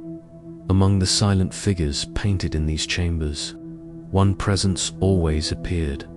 Anubis Impu, the guardian of the western lands, black as the fertile soil of the Nile after flood. Calm, watchful, his ears always alert to the cries of the soul. He did not punish or condemn. He guided. He stood between worlds, neither living nor dead, embodying the mystery of transition itself. When a person died, Anubis was said to be the first to meet them. He performed the opening of the mouth ceremony, an act to restore breath and voice to the spirit. In funerary scenes, he bends gently over the body, as if listening for the final whisper of life before the soul departs. He anoints, he prepares, he measures, not as a judge, but as a caretaker of passage. The soul then begins its journey. It walks through gates guarded by gods with animal faces and impossible names, the lake of fire, the cavern of knives, the hall of two truths. Each stage reflects an aspect of consciousness. Each monster, a shadow to be faced. The soul must learn not to fear its own reflection. Finally, it arrives before Osiris, Lord of Amenti, seated upon a throne of green stone, surrounded by the four sons of Horus. Here, the ritual of judgment unfolds. But judgment, in Egyptian thought, was not divine punishment, it was balance. The heart of the deceased was placed upon the scales, weighed against the feather of Mat, the principle of truth, order, and cosmic harmony. If the heart was heavy with falsehood or cruelty, it would tip the scale. The devourer, Amit, would consume it, and the soul would cease to exist. But if the heart was pure, light as the feather, the person was declared Ma Keru, true of voice. They would pass onward, reborn in the fields of peace. The field of reeds, Seketaru, was not unlike Egypt itself, only more perfect. Endless plains of grain swayed beneath an eternal dawn. The dead sowed and reaped as they had in life, yet without suffering or hunger. Their families gathered again. Their bodies were strong and youthful. They lived in the gentle presence of Osiris, under skies that never darkened. It was a simple paradise, drawn from the familiar. For the Egyptians, eternity was not alien. It was home perfected. No golden thrones, no clouded heavens, just balance, light, and order. A reflection of the world they loved, preserved forever beneath the western sky. But beyond even that paradise, older hymns speak of deeper mysteries. Texts from the Old Kingdom describe the Duat as a realm of stars, a celestial body where the soul sails with Ra, reborn each morning in the eastern light. The afterlife was both journey and cycle. The soul did not remain still. It rose with the sun, traveled through the heavens, and returned to guide the living. Death, then, was not an ending but participation in the rhythm of the cosmos. The same pulse that moved the Nile, that guided the seasons, that turned the stars, moved within each person. To die was to return to that greater flow. The West was not dark, only hidden in the tomb of Seti I. Walls shimmer with these teachings. Golden boats drift through caverns of blue. Serpents guard rings of fire. The goddesses Nut and Hathor cradle the rising sun in their arms. Everything is symbolic, yet everything is exact. Each image an assurance. There is order in what follows. There is guidance, not chaos. When archaeologists first opened these tombs, they saw mythology. But to the ancients, these were maps of consciousness. The rivers of shadow, the fields of grain, all reflections of a belief that the soul continues, learns, and renews. The West was simply the unseen half of life's circle, and perhaps, even now, the idea lingers. Each evening, as the sun sinks behind the horizon, there's a brief stillness, a golden hush before darkness takes the land. The Egyptians called this moment the mouth of night. They believed that in it, the boundary between life and death grew thin enough to cross in thought. To remember the dead was to speak across that veil. To live truthfully was to prepare one's own heart for its weighing. So when you look toward the west, toward the fading light, imagine that it is not an end, but a door. Behind it lies a Menti, a land of silence, order, and renewal. A place where Anubis still walks beside the traveler, unseen but near. A place where every sunset is a promise of return. And in that thought, there is peace, the kind that rests not in forgetting, but in remembering that nothing truly ends. Everything, even the soul, only changes horizon. Chapter 11. Osiris and the Divine Brotherhood. In the stillness of eternity, the gods did not rule alone. They moved in harmony, each bound to the other by purpose, duty, and remembrance. Among them stood a brotherhood that shaped the very heart of Egyptian faith. Osiris, Anubis, and Thoth. Together, they governed the mystery of what lay beyond life's final breath. Their bond was not one of power, but of balance. A divine cooperation between rebirth, judgment, and truth. Osiris was the axis around which this sacred order turned. Once a king of the living world, he was betrayed and dismembered by his jealous brother, Set, the god of chaos and desert storms. Yet through the devotion of Isis, his wife and sister, and the loyal workings of Anubis, Osiris was made whole again. He became the first to die and the first to rise, the eternal king of the dead. His resurrection was not victory over death, but the transformation of it. Through him, death became a passage, not an ending. The Egyptians saw in Osiris the reflection of every human life, broken, restored, renewed. His body became the Nile's rhythm, its flooding, its retreat, its constant cycle of decay and return. Just as the river gave life to Egypt's soil, Osiris gave meaning to its spirit. He was both the green of the earth and the black of its fertile silt, life and death entwined. Each year, when the crops sprang from the flooded fields, it was said that Osiris had risen once more. He was the breath hidden within every renewal, yet even a god reborn needed guardians. And so, beside him stood Anubis, the silent walker between worlds. He was the embalmer, the protector of the dead, and the guide of souls through the shadowed halls. In art he stands with the head of a jackal, the scavenger that lives between life and decay, feeding on the threshold between both. To the Egyptians, this was not a symbol of darkness, but of protection. Anubis did not dwell in death, he tended it. According to the ancient texts, it was Anubis who first wrapped the body of Osiris in linen, who anointed him with sacred oils, who invented the rites of preservation that would define Egyptian burial for millennia. Every mummified body, every carefully wrapped limb, was a reflection of that first sacred act.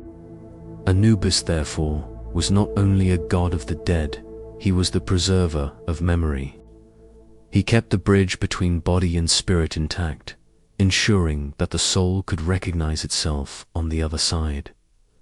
Beside him worked Thoth, the ibis-headed god of wisdom and writing. Where Anubis acted, Thoth recorded. He was the scribe who measured the weight of the heart, who noted the truths spoken and the lies denied. In his hands, the judgment of souls was not chaos, but law. He represented the divine intelligence that bound the universe together, the principle of Mat made conscious in the Hall of Two Truths. These three stood together. Anubis guided the soul to the scales. Osiris presided in majesty, surrounded by the 42 assessors who represented each moral law of the land. And Thoth, calm and unshaken, recorded the outcome. No human could deceive them. The heart's seat of thought and intention was weighed against the feather of Mat. If it was light, the soul was welcomed into Osiris's eternal field. If it was heavy, it was devoured by the monster Amit, a fusion of crocodile, lion, and hippopotamus. Thus, justice was not merely divine decree. It was a law written into the soul itself. This triad, Osiris, Anubis, Thoth, embodied the sacred unity of Egyptian morality. Each god expressed one aspect of truth: compassion, protection, and understanding. Together, they formed what might be called the moral brotherhood of eternity.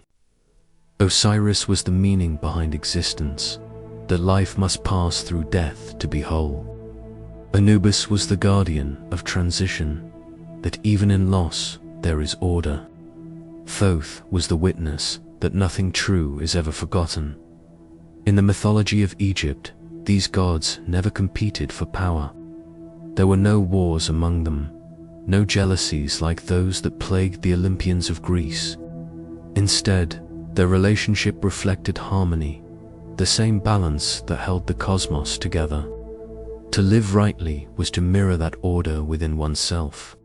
To live as Osiris, to think with Thoth, to act under the quiet gaze of Anubis. The book of the dead, or more properly, the book of coming forth by day, makes this cooperation vivid. It was not enough for a soul to know the spells of protection.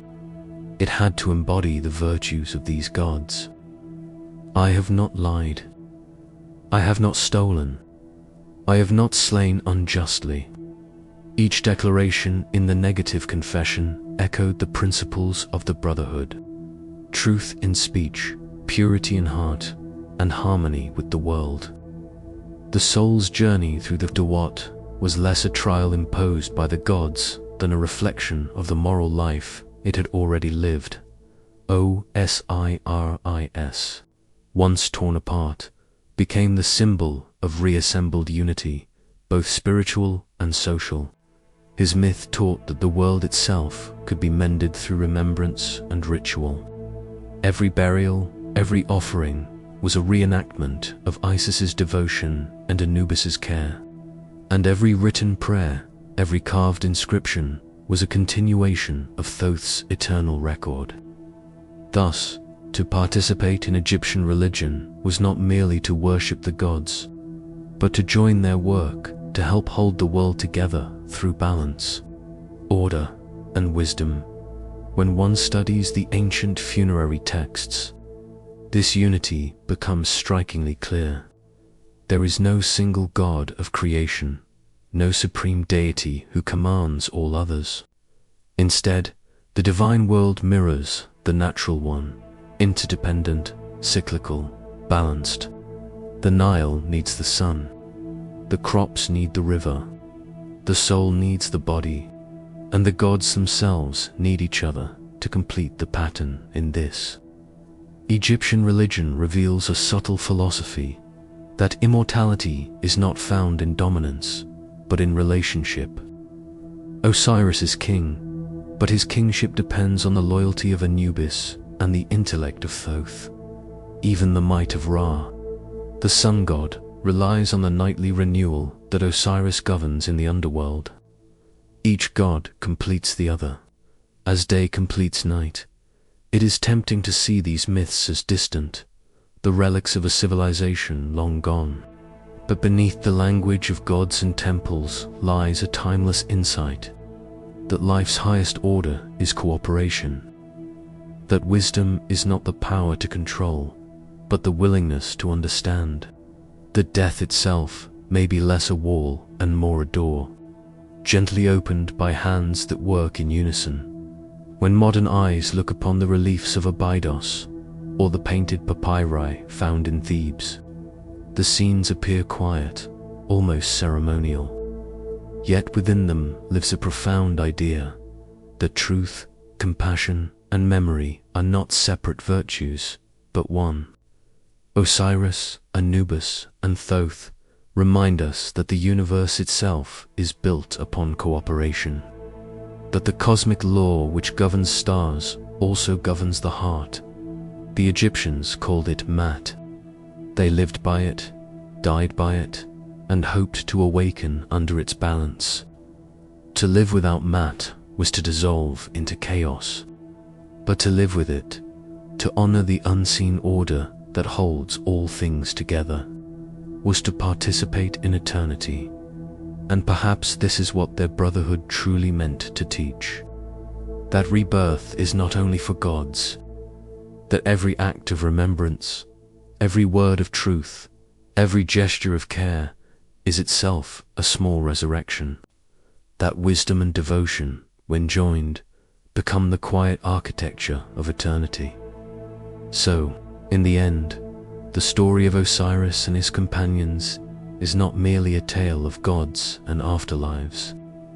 It is the story of how meaning is preserved, how every heart, if weighed in honesty, might one day be found light enough to rise, and somewhere, in the unseen corridors of that eternal hall, perhaps Anubis still stands beside the scales, Thoth still writes, and Osiris still waits, calm and luminous, to welcome each soul that has learnt to walk in balance between death and life.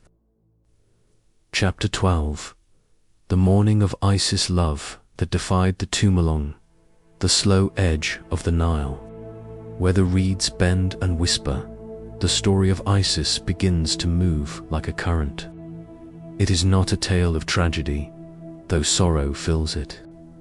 It is a lesson told in silence, in ritual, in the act of remembering about the strength of love when all else falls to ruin. In the heart of Egyptian mythology, Isis is the mother, the wife, the magician, the weaver of life itself. When Osiris was slain and his body scattered across Egypt, her grief became the pulse of the land. Every temple that rose in her name, every hymn recited in candlelight, carried that same rhythm, the rhythm of searching. They said she walked the length of the Nile, disguised as a mourning woman. The wind carried her voice across fields and through villages. Even the stones, it was believed, could feel her lament. And with each fragment of Osiris she gathered, something divine stirred again within the world. Osiris was not only her beloved, he was the symbol of life's endless return. His death mirrored the cycle of the river, the flood, the withdrawal, the renewal. But in the myth, it is Isis who bridges those cycles. Without her devotion, there is no rebirth. Without her faith, death would have remained final. Anubis enters here, the quiet jackal god, the watcher of tombs. He is often imagined as cold, unfeeling, a guardian of the dead who walks between silence and shadow. But in this story, he becomes something more. He is the one who aids Isis in her sacred task, learning from her not only the mechanics of ritual, but the tenderness behind it. Together, they gather the pieces of Osiris. In this act, burial was invented, not as a gesture of despair, but as a declaration of reverence, that even death deserved order, that the body was still holy. It was Isis and Anubis who wrapped Osiris in linen, sealing each layer with prayer. And Thoth, the god of wisdom, spoke words of guidance, teaching the rites that would echo for thousands of years in Egyptian tombs and funerary texts to the Egyptians. This was not just a myth, it was a map of the soul. The opening of the mouth ceremony, the careful placement of amulets, the weighing of the heart, all traced their roots back to this moment when divine beings learned to honor what had passed. Through their actions, death became a ritual of restoration. Isis did not resurrect Osiris as he once was. She brought him into a new realm, the unseen world, the fertile black soil beneath life itself. He became the ruler of the Duat, the god of the afterlife. And yet, because of her love, his presence continued to nourish the living. The annual flooding of the Nile was said to be her tears, an eternal mourning that paradoxically gave life. There is something deeply human in this divine story.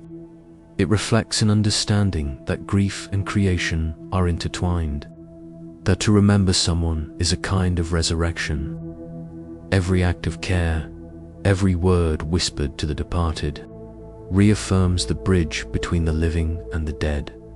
Archaeologists have found depictions of Isis in countless tombs, her wings spread wide, protecting the coffin, whispering spells of protection. These images are not only decoration, they are theology carved in stone.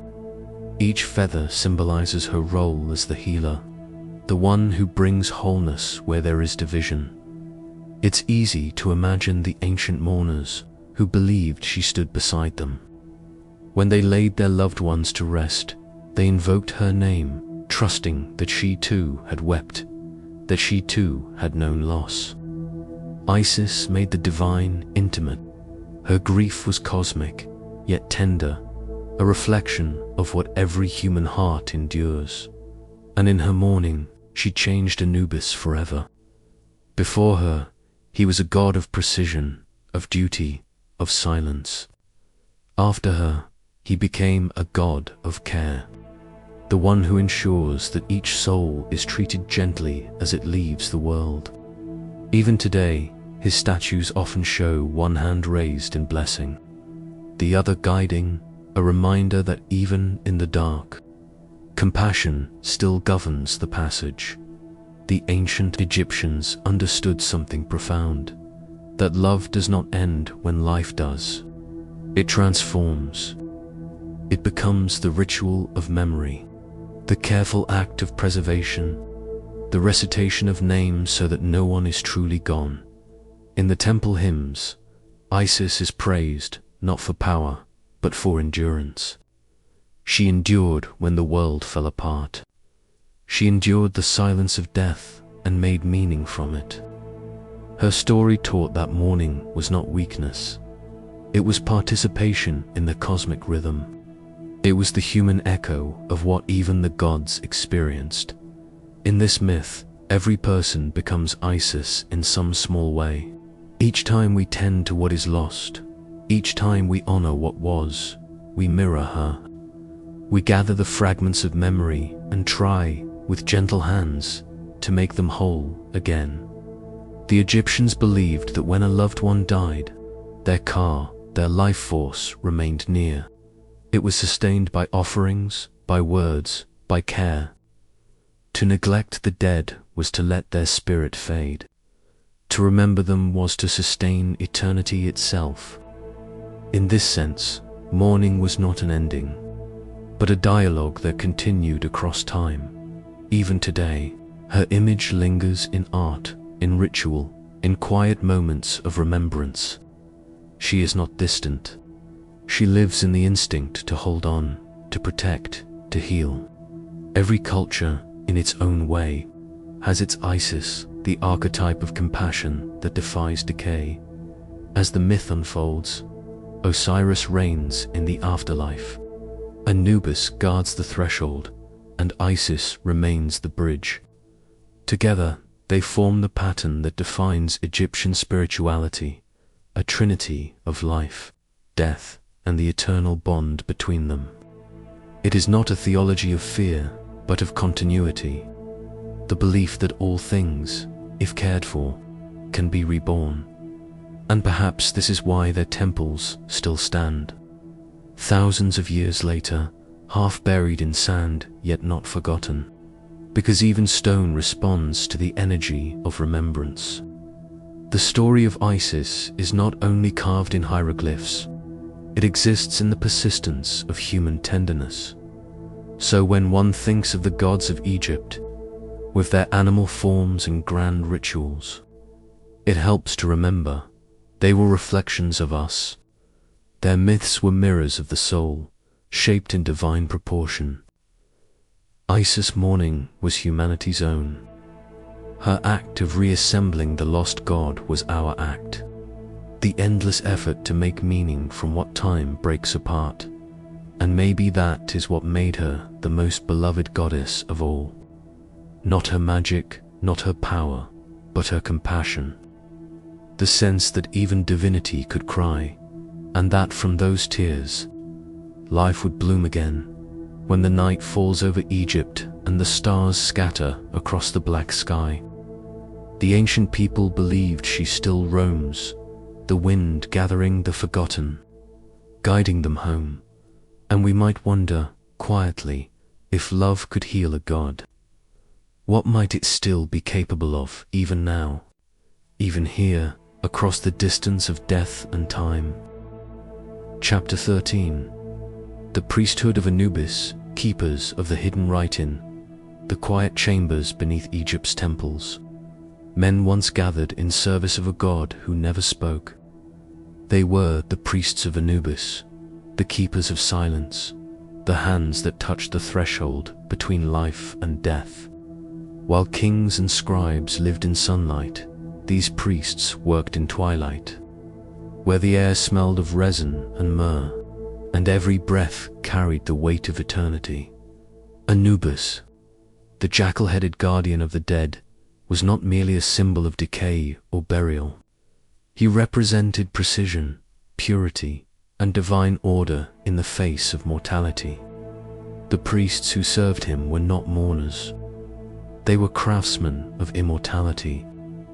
They believed that through their careful hands, a soul could pass unharmed through the gates of the Duat, the Egyptian underworld, and awaken in the next world, whole and remembered. To serve Anubis was to embody discipline. It required detachment from earthly concerns and an unwavering commitment to ritual perfection. In ancient Egyptian belief, the smallest imperfection could unbalance the spiritual equation. A word mispronounced, a linen bandage folded incorrectly, or a drop of oil misplaced could offend the god and disturb the harmony between body and spirit. The priests of Anubis were often chosen from among the Wab priests, the purified class who performed sacred duties in temples. Before entering the house of purification, they underwent days of fasting, cleansing, and silence. They bathed in the Nile multiple times a day, shaved their entire bodies, and anointed themselves with sacred oils. To touch the dead was not considered defilement, it was an honor, for they were touching a vessel of the divine essence, soon to be renewed under the gaze of the jackal god. During the process of mummification, the lead priest, known as the Sem priest, would don the mask of Anubis. It was not a theatrical disguise, but an act of invocation. The moment the mask was placed upon his face, he ceased to be a man. He became the embodiment of the god himself, a living conduit through which Anubis worked. Inside the chamber, the atmosphere was both clinical and sacred. Priests worked in rhythm, chanting low hymns as they purified the body with natron, perfumed resins, and incense. Each gesture was symbolic. When they removed the internal organs, they were separating the mortal from the eternal.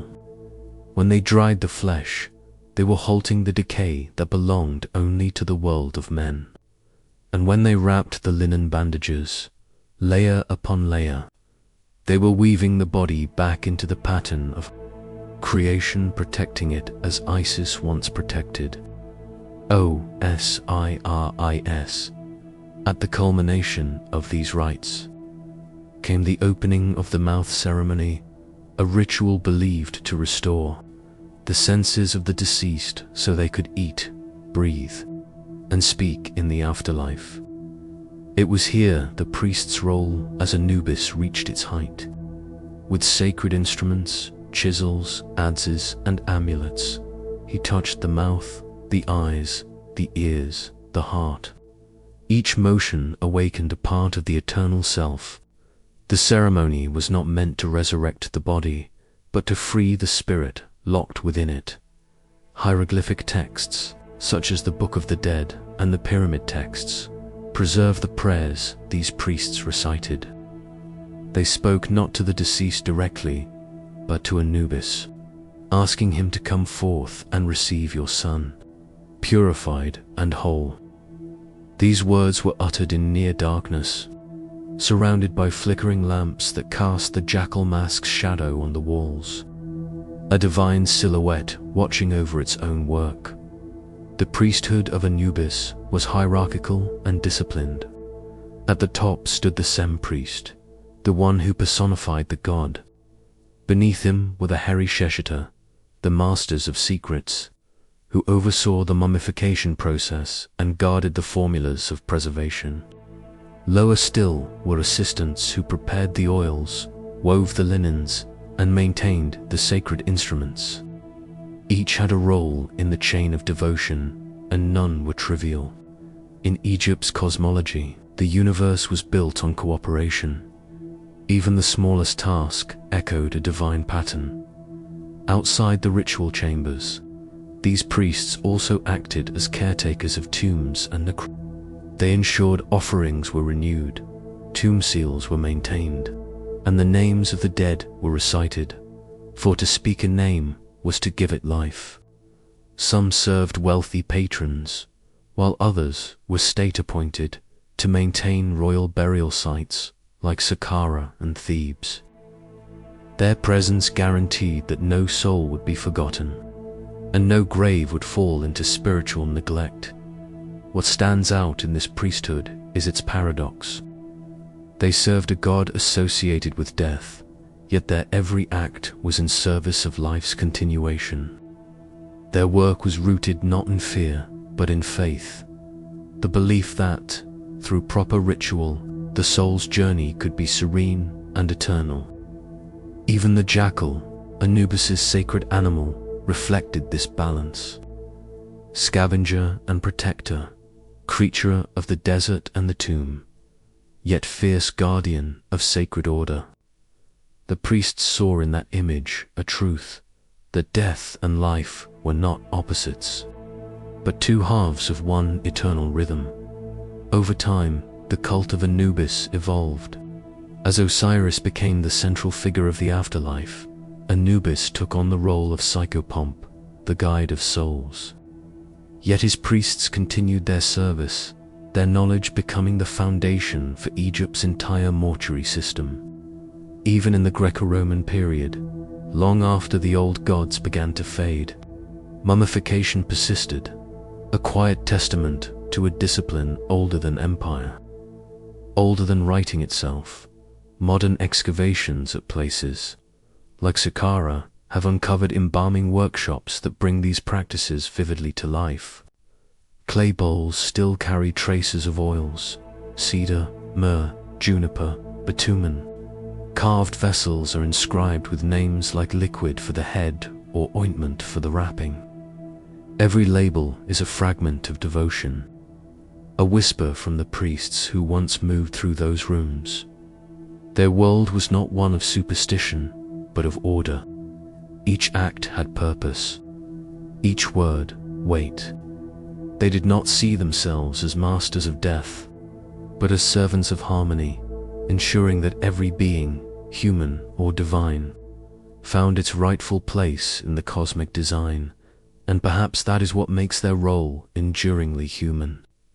Even today, we prepare our dead with care. We speak softly in cemeteries, light candles, whisper prayers. We, too, perform our small rituals of remembrance, echoes of an ancient rite that began in those quiet Egyptian rooms. The priests of Anubis may have worn the mask of the jackal, but beneath it was always a face of compassion.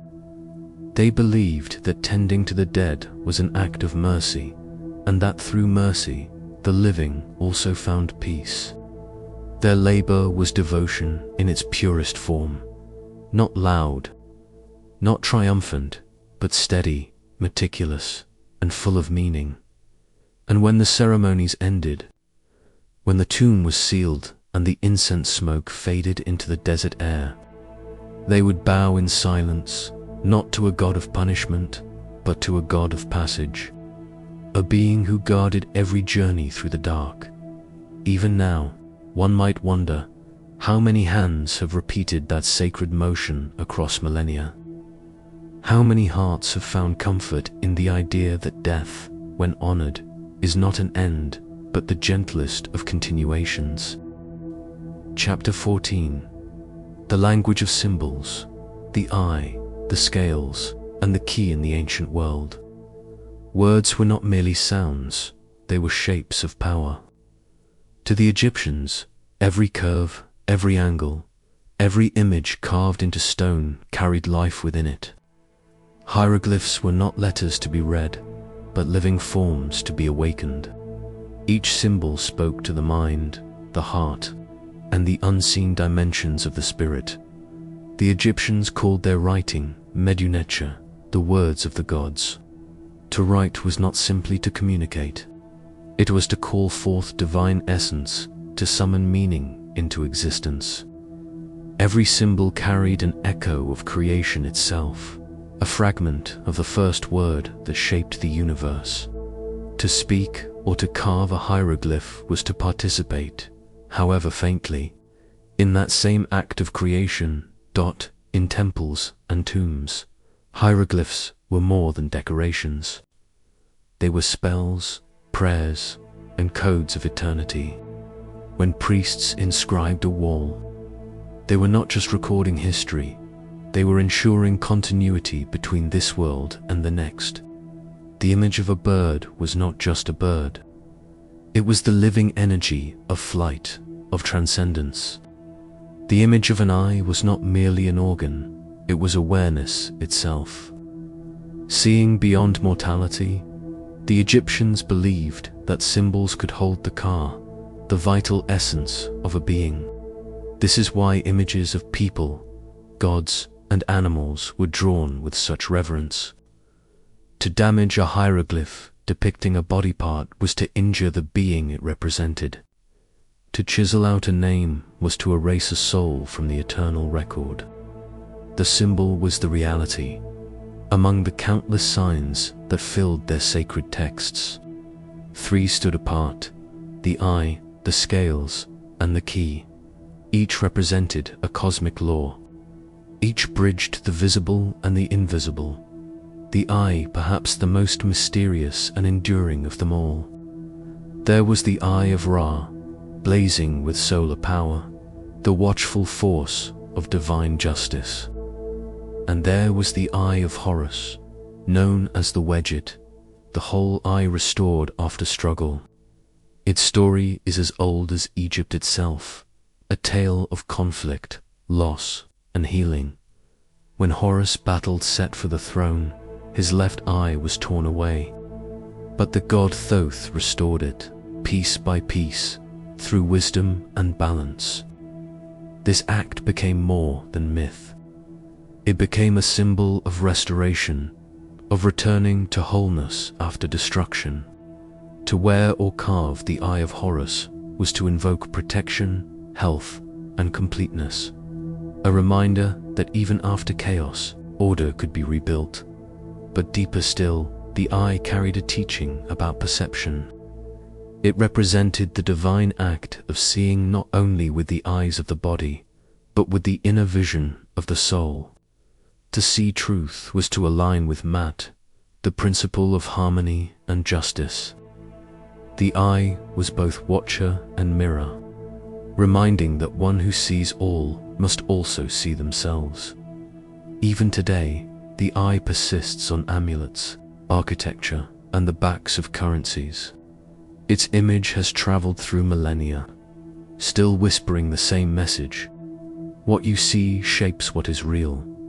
Then there were the scales, the eternal symbol of judgment. In the Hall of Two Truths, beneath the silent gaze of Anubis, the soul of the deceased faced the final test.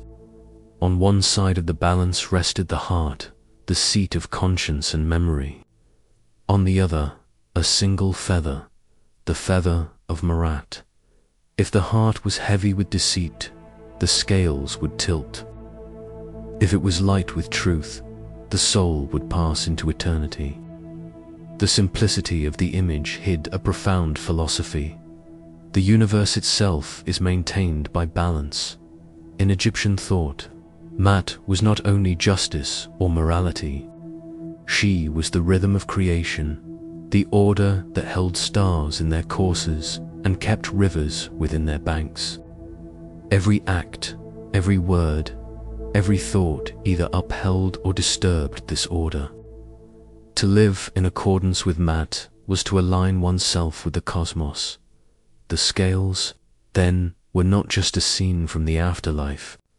They were a mirror for life itself. Each moment weighed us. Each decision added or lifted a feather from the heart. In the end, the balance is not measured by others, but by the stillness of one's own conscience. And then the key, the ankh, a symbol so simple, so elegant, that it transcended time. A loop above a cross, a circle of life, resting upon the horizon of form. The ankh was called the key of life. It appeared in the hands of gods, offered to kings, pressed against the nostrils of the dead, a gift of breath for the journey beyond. It symbolized the union of opposites, male and female, heaven and earth, the temporal and the eternal. The loop represented the spirit, the unseen, the cross below, the material plane. Together, they formed the doorway through which life flows continuously. To hold the ankh was to hold continuity itself, the secret that death was not an end, but a passage. It was more than a promise of resurrection. It was the shape of life's eternal rhythm: creation, decay, renewal. Even in our modern world, the Ankh survives, echoed in the shape of keys, in the forms of crosses, in the breath of our symbols of faith. The Egyptians did not separate religion from art, nor art from life. To them, a symbol was never empty. It was an instrument of transformation. The eye taught awareness. The scales taught justice. The key taught eternal renewal. When we look at these symbols today, we often see them as relics, museum artifacts, or aesthetic motifs. But to the ancients, they were technologies of consciousness. Each one was designed to attune the human mind to the greater order of things.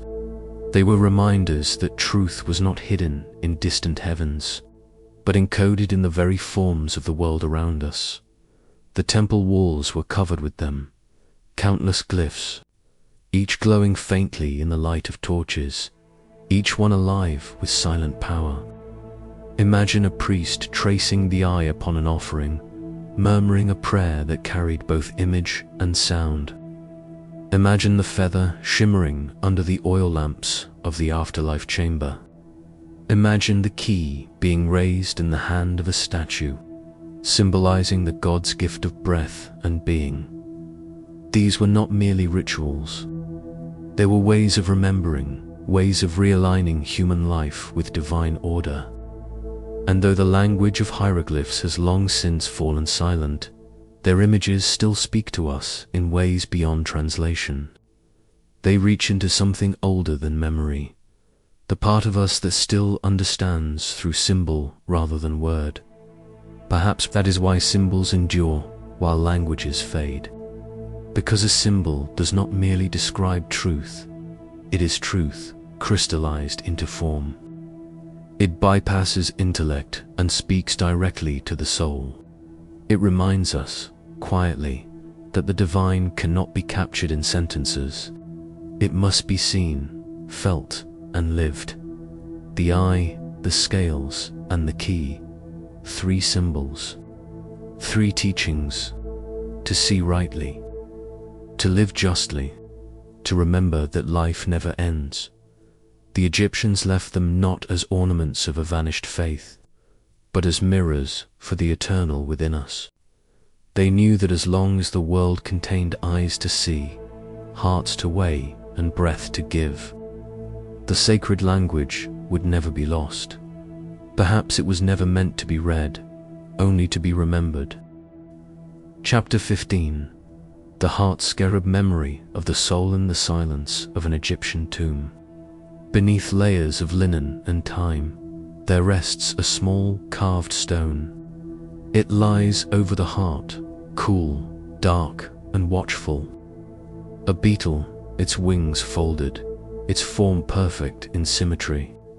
Upon its underside, a line of hieroglyphs speaks to eternity. Do not stand as a witness against me. This is the heart scarab, one of the most sacred amulets of the ancient Egyptian afterlife. It was more than decoration, more than ornament. It was a covenant, a plea whispered between the soul and its own conscience. For the Egyptians, the heart was not simply an organ of flesh. It was the seat of thought, memory, and moral truth. It remembered every deed, every word, every silent intention. In the afterlife, this heart would be weighed against the feather of Mat, the symbol of truth and balance. If it was heavy with wrongdoing, the soul would be devoured by Amit, the eater of the dead. If it was light and pure, the spirit would pass into the eternal fields of peace. The heart scarab was a way of ensuring mercy in that moment of judgment. Carved from greenstone, basalt, or steatite, and inscribed with spells from the Book of the Dead. It was placed over the chest of the deceased, precisely where the pulse once beat. The words engraved upon it were often drawn from spell 30b. O my heart, do not rise up against me as a witness. Do not speak against me before the great God. It was both a prayer and a command, addressed not to an external power, but to the heart itself. A reminder that one's truest judge lies within. The choice of the scarab beetle was no accident. In the natural world, the beetle, Khepri, rolled its ball of dung across the sand, pushing it tirelessly under the heat of the sun. To the Egyptians, this humble act became divine metaphor.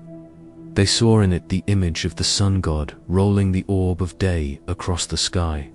From what seemed lifeless, new life emerged, for from the buried sphere of the beetle came its young, seemingly born from the earth itself. Thus, the scarab became a symbol of rebirth, transformation, and the cycle of renewal. To place its form upon the heart was to invoke that same mystery, that life could rise again from what was thought dead, that consciousness could survive the setting of the sun, whose name means he who becomes, embodied perpetual becoming, the daily resurrection of the sun, the continuous act of creation. In his image, the Egyptians saw not only the promise of dawn, but the persistence of the soul. Just as the beetle rolled its sphere, humanity carried its inner world, its memory, its deeds, its spirit across the sands of time, in the tombs of nobles and commoners alike. The heart scarab was part of a larger constellation of sacred objects. Each amulet placed upon the mummy had its own meaning, its own role in the journey beyond. There was the jed pillar, symbol of Osiris's spine, a promise of stability and resurrection. The titnot, associated with the goddess Isis, a charm of protection and maternal care. The ankh, sign of life everlasting, and the ujat eye of Horus, for healing and wholeness. But the heart scarab held a deeper intimacy. It was not meant to invoke protection from gods or demons. It was a conversation between the soul and itself, a stone of remembrance, a contract of honesty. Some scarabs were large enough to fill a palm, carved with painstaking care and polished until they glowed softly in torchlight. Others were small, meant to be worn in life as a token of protection and then buried with their owner. They were made of green jasper, a color that symbolized regeneration and growth, the hue of papyrus shoots rising from the Nile's fertile silt. Green was the color of renewal, of life returning from the darkness.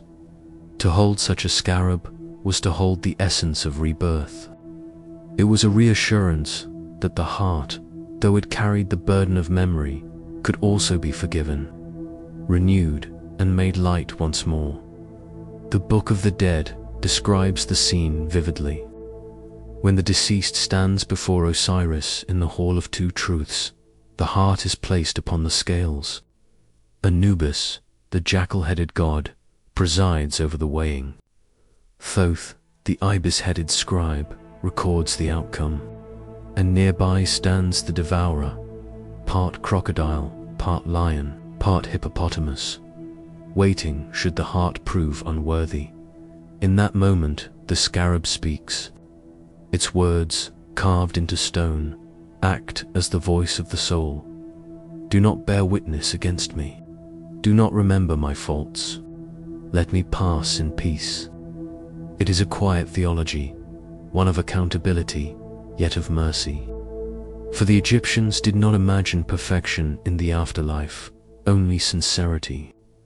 The heart scarab was not meant to erase one's truth, but to temper it with compassion.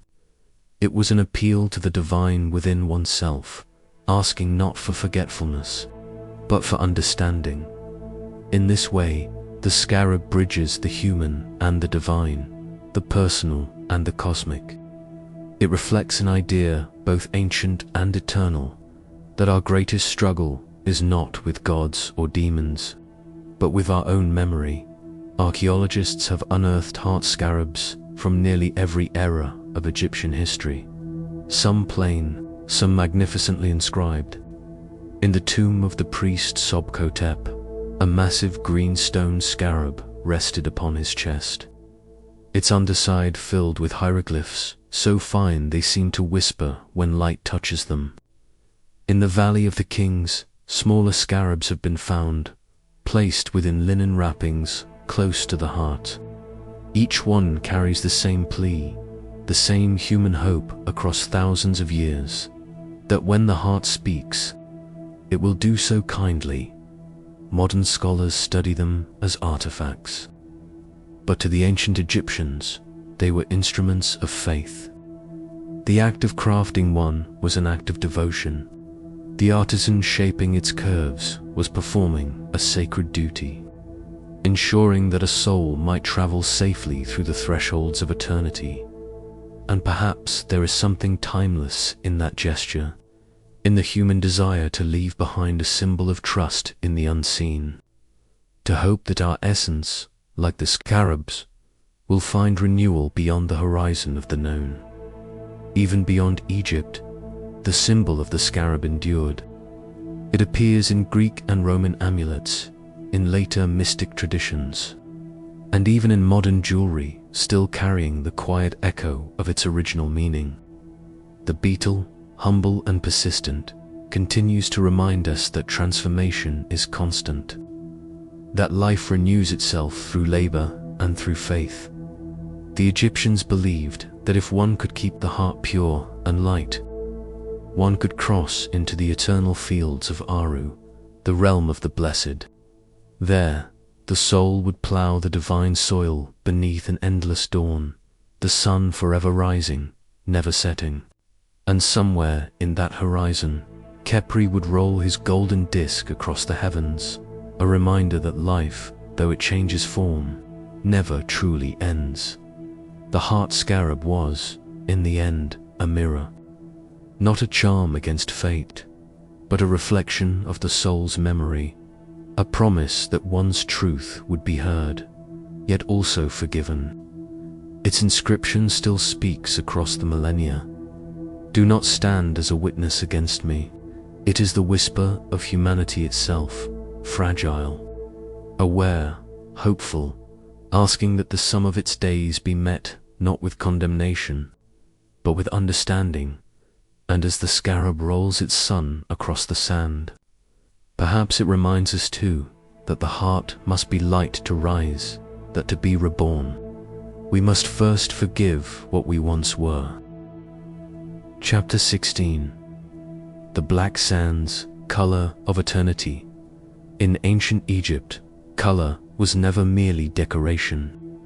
It was theology in pigment, a sacred code painted upon the walls of tombs, the bodies of gods, and the surfaces of time itself. To understand the Egyptians, one must learn their colors, for they spoke in hues as much as in words. And among them, one color carried a meaning the modern world often forgets. Black came the color of the god Anubis, the color of the fertile earth, the color of rebirth. To the Egyptians, black was not the absence of light. It was the fullness of life. It was the hue of the Nile's silt, that rich sediment deposited by the flooding river each year, breathing new life into the soil. From this black earth, Egypt itself was born Kemet, the Black Land. It was not a name of despair, but of renewal. Black was the color of creation, of growth, of the living cycle endlessly repeating. When Anubis was painted black, it was not to mark him as a god of death, but as a guardian of transformation. His jackal face, dark as night, symbolized the power of resurrection, the moment when decay gives way to new life. He stood over the dead not as an omen, but as a promise, that beneath the black sands of the desert, something sacred was always stirring. In Egyptian cosmology, the contrast between black and red shaped their understanding of the world. There was Kemet, the Black Land, the fertile valley of the Nile, nourished and alive. And there was Deshret, the Red Land, the desert, dry and lifeless, where chaos and disorder reigned. The border between them was more than geographical. It was spiritual. It represented the delicate balance between life and death, order and chaos, rebirth and oblivion. Anubis, with his black skin and golden accents, embodied that threshold. He walked between the lands, guiding souls from the realm of the living to the realm of the dead, ensuring they crossed safely from red to black, from desolation to renewal. His very color was a sermon in silence. What appears dark is not to be feared. It is the soil from which eternity blooms. The Egyptians observed this truth every year. When the Nile flooded, its waters spilled over the land, leaving behind a thin layer of black silt. Though destructive at first, the flood was celebrated as the heartbeat of renewal. It washed away the old, restored fertility, and prepared the ground for another cycle of harvest. They saw in the river's rhythm the same principle that governed all existence. From darkness comes creation. From loss, renewal. Color, in Egyptian art, was an act of invocation. To paint a god was to call forth their essence. To color a wall in a tomb was to embed a prayer within stone. They believed color had vitality, a spiritual energy that could influence the afterlife. This is why their pigments were not chosen for beauty alone, but for power. Black symbolized life through death. Green represented regeneration and youth. Gold was eternity, the flesh of the gods, untarnished and imperishable. Blue was the heavens, divine breath, the infinite beyond. And red, fierce and volatile, represented both danger and vitality. Each shade was a sacred syllable in a cosmic language. Together, they formed a visual hymn, a theology not spoken but seen in the tomb of Seti I. For example, the skin of Osiris is painted a deep, luminous green, the color of vegetation and rebirth. Anubis, however, remains pure black. Together, they tell the story of death and resurrection, not with words, but with color. Where green is renewal made manifest, black is the mystery that precedes it, the womb of creation, the silent space before the dawn, when priests donned black robes in rituals to Anubis. They were not mourning, they were embodying his creative power. They stood as midwives to the soul, aiding its rebirth into the afterlife. In funerary rites, black resins and oils were used not merely to preserve the body, but to consecrate it, to prepare it as a vessel for eternity. Even the act of embalming, conducted under the gaze of the black-skinned god, was a declaration of faith in renewal. To touch the dead was not to defile life, but to serve it, to help it continue beyond the visible. And so, black became the most sacred color of all, the hue of both endings and beginnings. It spoke of the fertile darkness beneath the earth, where seeds sleep before they rise.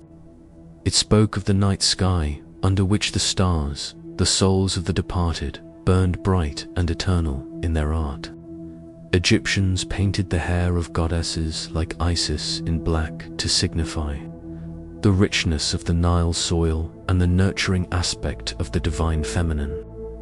To them, creation was not born in light, but in shadow, in the unseen depths where form first takes shape.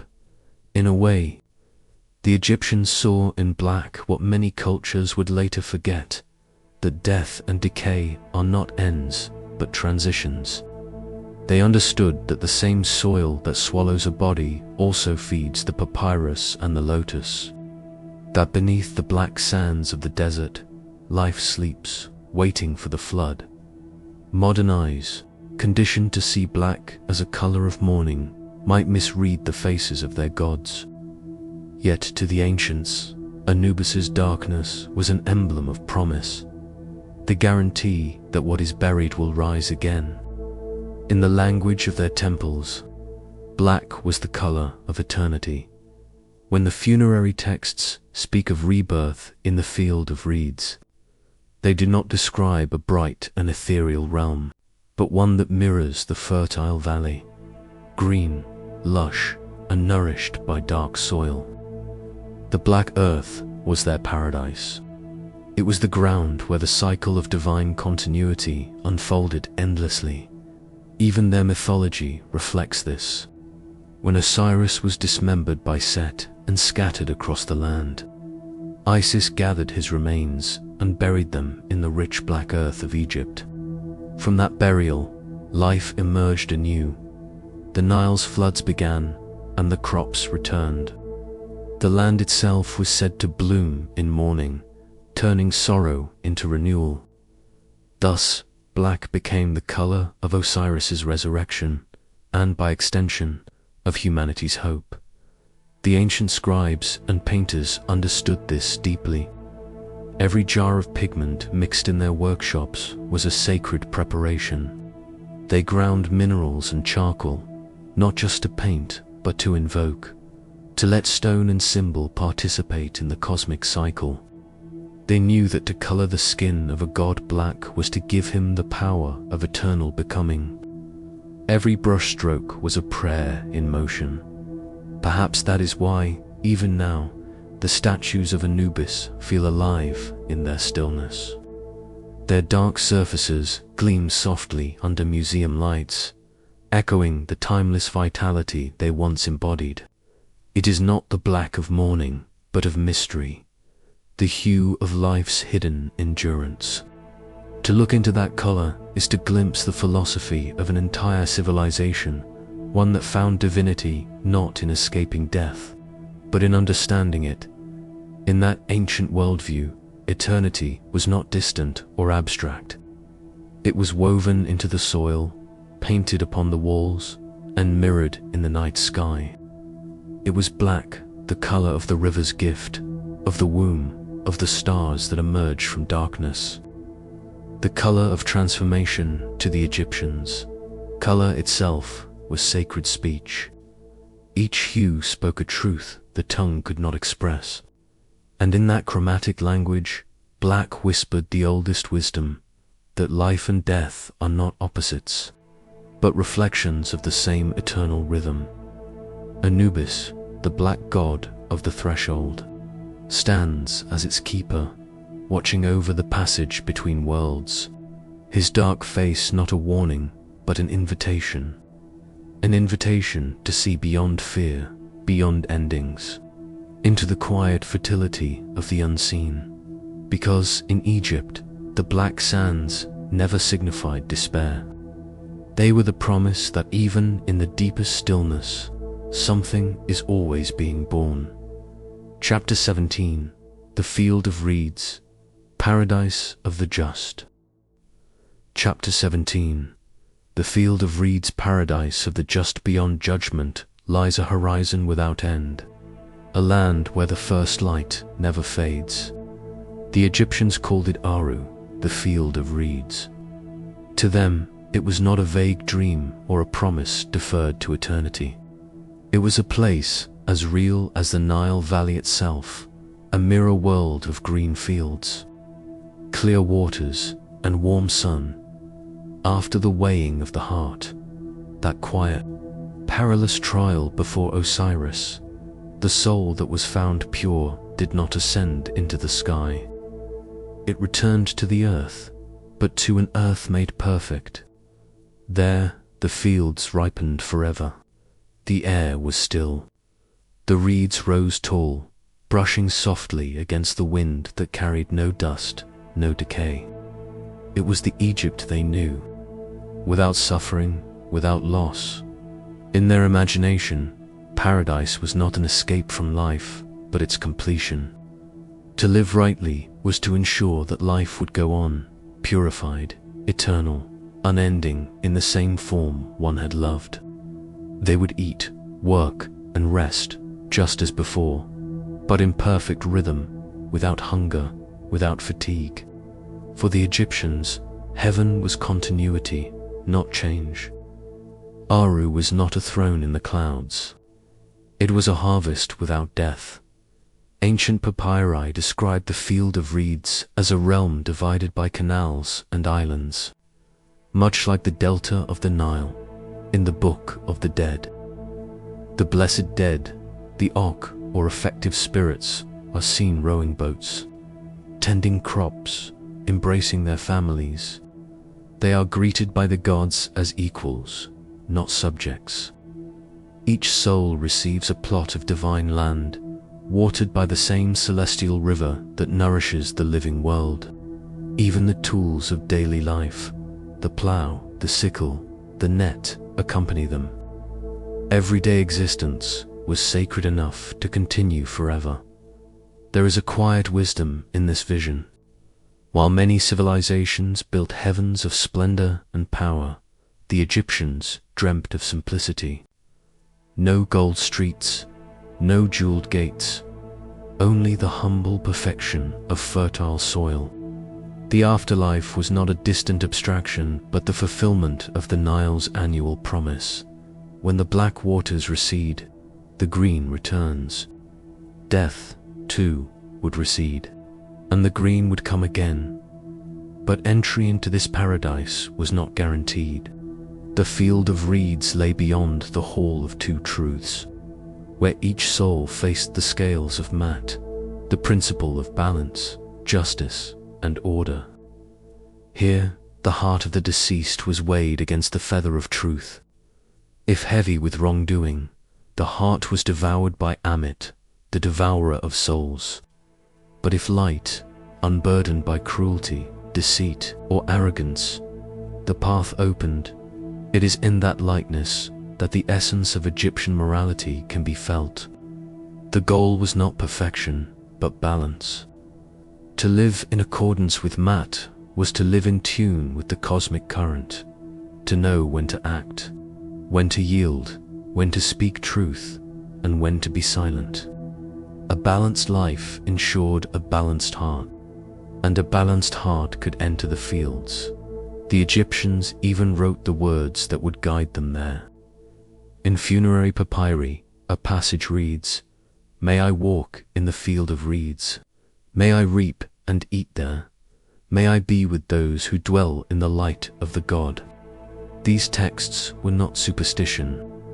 They were maps for the soul, instructions on how to remember the path after the body forgot. Each spell, each verse, was a thread of continuity, ensuring the soul would not wander in darkness, but awaken in the golden dawn of eternity, among all their gods. It was Osiris who ruled this land of plenty. Once a king upon earth, slain and resurrected, Osiris embodied the eternal cycle. He was not only the judge of the dead, but also the promise that life, too, could rise again. The green face of Osiris symbolized the living earth, renewed each year by the flood of the Nile, and his throne, surrounded by water and reeds, was placed at the heart of paradise. To reach Osiris was to return to the source of being. He was not feared, as death is feared.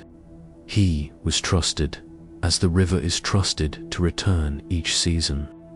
In the silence of tombs, the dead were often depicted greeting him, offering words of gratitude. "I have come to you, O Logji of the living. Grant that I may dwell in your land forever." In this theology, eternity was not static.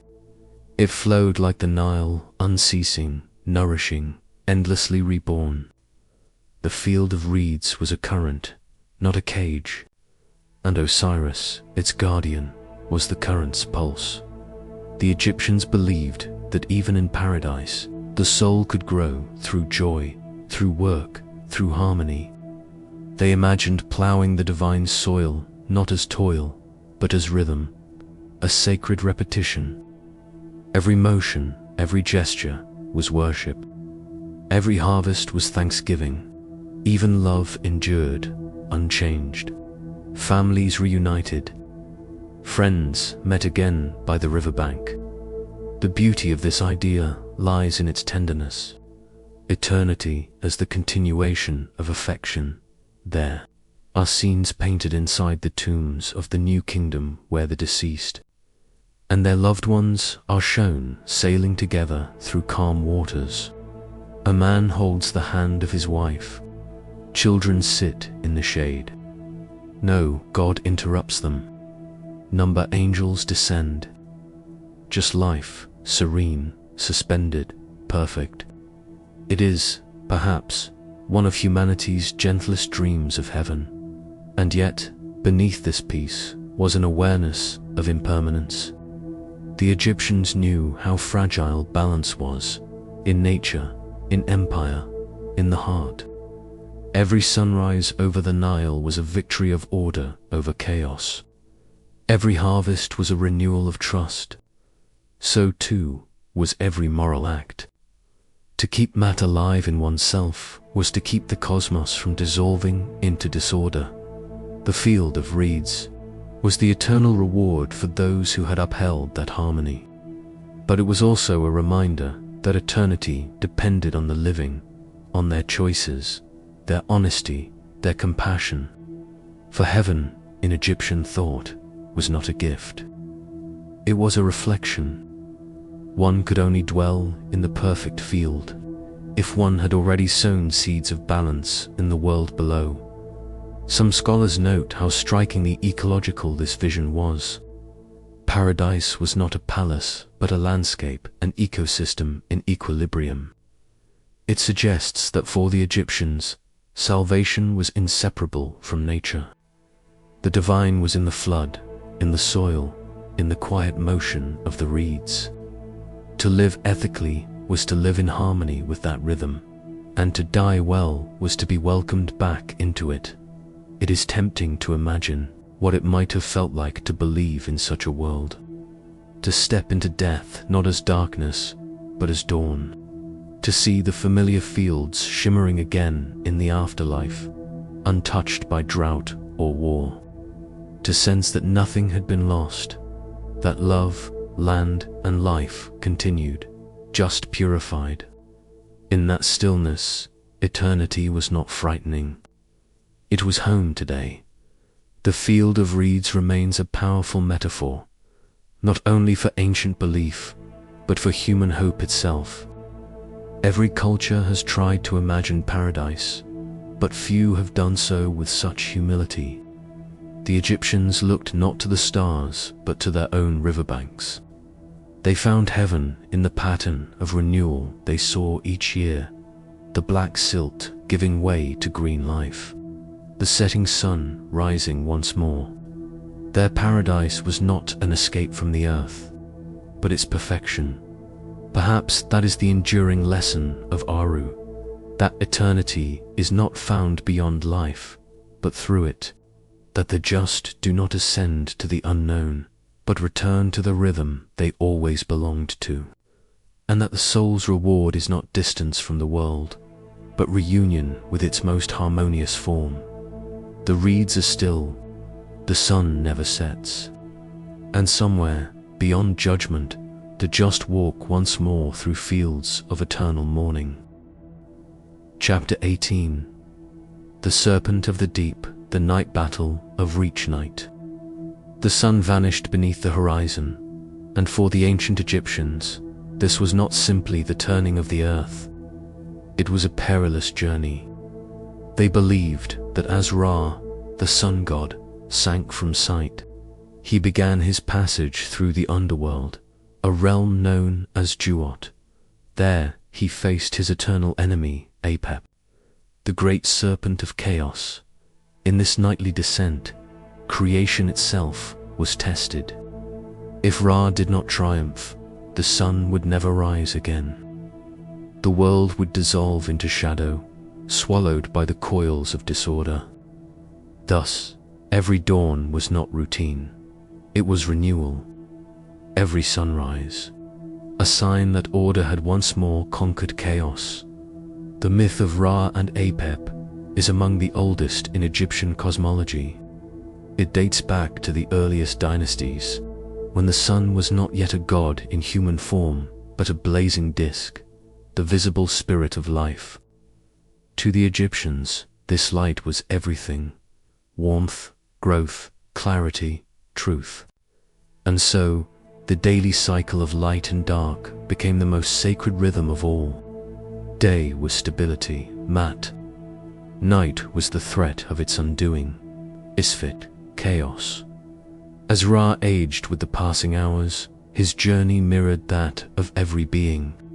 Morning was youth. Noon was power. Evening, decline. And when the sun fell, he entered the deep, the place where time slowed and form dissolved. There, beneath the world, Ra's solar bark, his divine ship, carried him through 12 regions of the night, each guarded by gods, spirits, and the dead themselves. Anubis, the jackal-headed guide of souls, guarded the gates between these hours. He stood at the edges of light and shadow, ensuring the proper passage of both God and spirit. For the Egyptians, even the sun needed protection in the darkness, and even the gods depended on ritual, vigilance, and courage to return from night's grip. Apep, sometimes called Apophis by later writers, was not simply a monster. He was the embodiment of uncreation, a force without form or morality. He had existed since before the first dawn, before Ra's light shaped the cosmos from the watery void. Some texts describe him as a vast serpent whose body spanned hundreds of cubits. Others say his coils surrounded the world itself, waiting for the moment when the sun faltered and darkness could swallow all each night. When Ra's bark entered the deepest hours of Duat, Apep rose from the waters of chaos to strike. The serpent spat fire and shadow, attempting to halt the sun's journey. In Egyptian art, this battle is often shown as a serpent pierced by spears, or bound by ropes held by the gods. But in truth, the fight was never won, only endured. Apep could not be destroyed, only subdued, again and again. Through vigilance and divine order, this was the essence of Egyptian belief. The world was not permanently safe. Order had to be maintained through ritual, truth, and righteous living. Even the gods must renew their strength daily to resist the pull of chaos. Every temple chant, every offering at dawn, every prayer for Mat was part of that same struggle.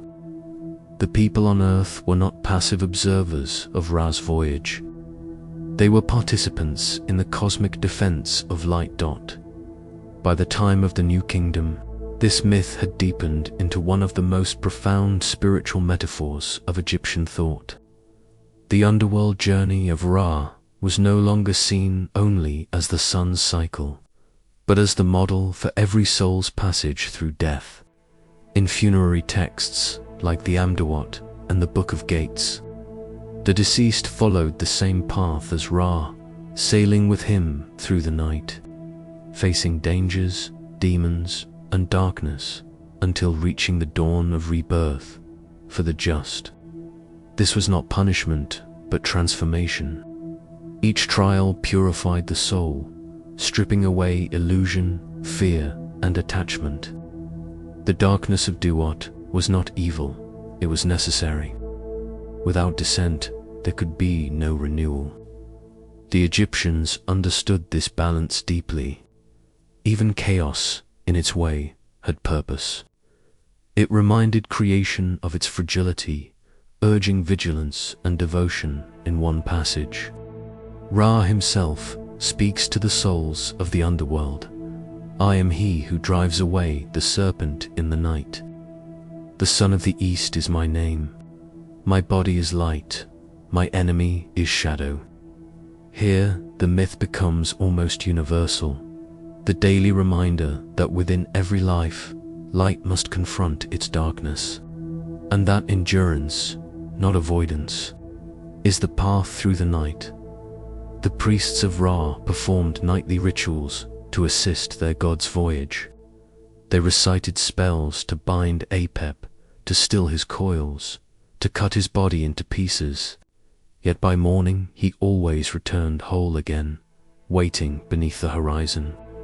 This repetition was not despairing. It was sacred rhythm. The Egyptians did not expect final victory over darkness. They revered the act of persistence, the courage to face chaos each day, knowing it would come again. Some scholars call this the most realistic form of hope ever expressed in religion. It does not deny the existence of suffering or disorder. It accepts them, yet refuses to yield. Each dawn becomes a quiet triumph, not because evil is gone, but because life continues. The ancient world was full of cyclical faiths, but Egypt's was among the most serene. Ra's battle was violent, but his victory was gentle, light, spreading over the desert, the river, and the temples. No trumpet announced it, no angel declared it. The sun simply rose, and the people knew balance had been restored. In the tomb of Seti I, intricate paintings show the solar bark gliding through the underworld's 12 divisions. Each hour reveals a new form of Ra, falcon, scarab, ram-headed god, as he transforms to survive the darkness. The boat is surrounded by protective deities, serpent slayers, gatekeepers, guardians of fire. At the midpoint of the night, Ra unites with Osiris, Lord of the Dead. Their meeting symbolizes the merging of life and death, the sun god's light infusing the underworld, and the wisdom of the dead renewing the sun. From this union, the dawn is born. This vision is not one of fear, but of profound continuity. The sun does not rise in spite of the darkness. It rises through it. The shadow becomes the womb of light. It is a teaching about resilience, not escape. If we listen closely, there is a human echo inside this cosmic myth. Each person, like Ra, sails through their own night, through confusion, grief, or despair. And in each passage, the serpent of chaos appears. Doubt, fear, loss, the unraveling of certainty. But like the sun, the soul moves on, guided by unseen forces, guarded by its inner Anubis, that quiet wisdom that knows how to navigate darkness. The journey is perilous, yes, but also sacred, and at its end waits the renewal of light. It is perhaps why the Egyptians greeted dawn not merely as morning, but as resurrection. When the first rays touched the desert, they were witnessing the proof that endurance matters, that order, though fragile, can prevail again, that even the mightiest god must cross the night to rise anew. The myth of Ra and Apep is not only a story of gods, but a mirror of the human condition. It whispers that chaos can never be fully defeated, but it can be faced. That light, to exist, must move through shadow, and that faith is not certainty, but the willingness to continue when certainty fades. Each sunrise, then, is more than light returning to the sky. It is the symbol of consciousness rising from confusion, of courage awakening from fear. A quiet victory, small, recurring, eternal. The Egyptians saw in this daily rhythm the pattern of all existence. Night will come, the serpent will rise, but so too will the dawn.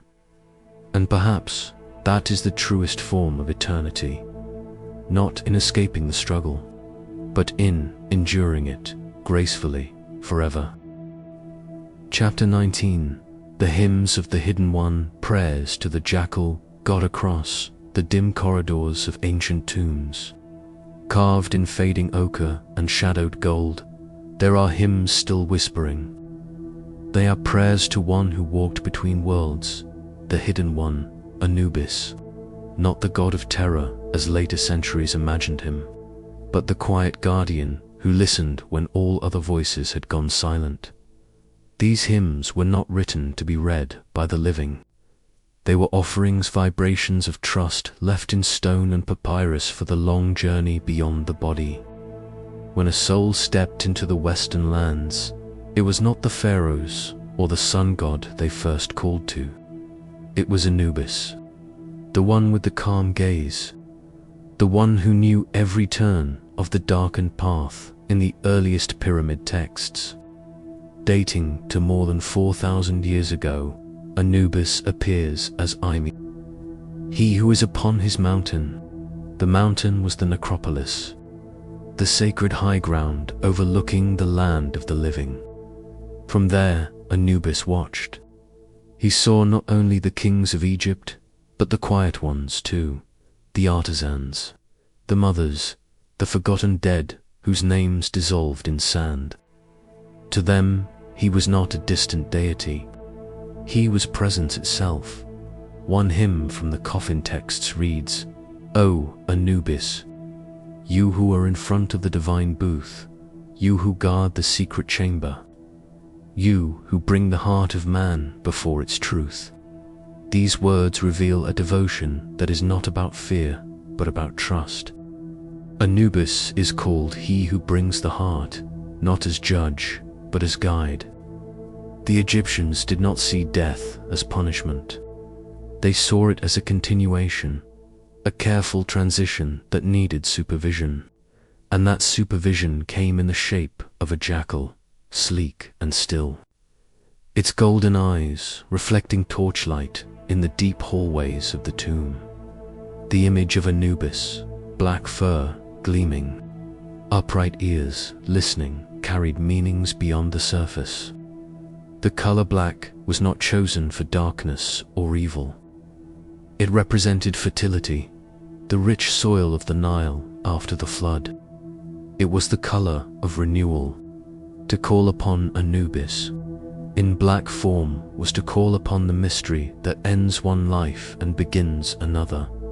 In one prayer found in the tomb of a worker from Deir el-Medina, the petitioner pleads, "Come to me, Ulaji, of the sacred land grant that I may pass in peace. Let my soul not wander thirsty in the West." The West, the place where the sun sank each evening, was sacred to Anubis. The Egyptians called it Amenti, the western horizon, where all things returned to rest. When the day ended, even the sun followed the same path as the soul, descending into the underworld to be reborn. This was not a symbol of doom, but of rhythm, the eternal cycle of departure and return. Every funeral, from the humblest burial to the king's procession, echoed these hymns. Priests wearing jackal masks performed the opening of the mouth ceremony, a sacred act meant to restore the senses of the dead. The deceased would once again breathe, speak, and see, not in the physical world, but in the realm of spirit. To the ancient Egyptians, this ceremony was not symbolic. It was vital. The soul needed its senses to navigate the afterlife. The hymn recited during this rite often began with a phrase still decipherable today. "O Anubis, opener of the ways, make clear my mouth that I may speak before the gods." This was not about privilege. It was about worthiness. To speak before the gods meant to declare one's truth. The soul had to be light, unburdened by falsehood. And it was Anubis who weighed the heart against the feather of Mat, the principle of truth and balance. But even here, Anubis was not executioner. He did not cast judgment. He only weighed. The result was left to Mat. This nuance is often lost today. The idea that the guide is not the judge, but the witness to the soul's own weight. Many of these hymns were personal. They were not written by priests, but by individuals hoping to speak directly to the divine.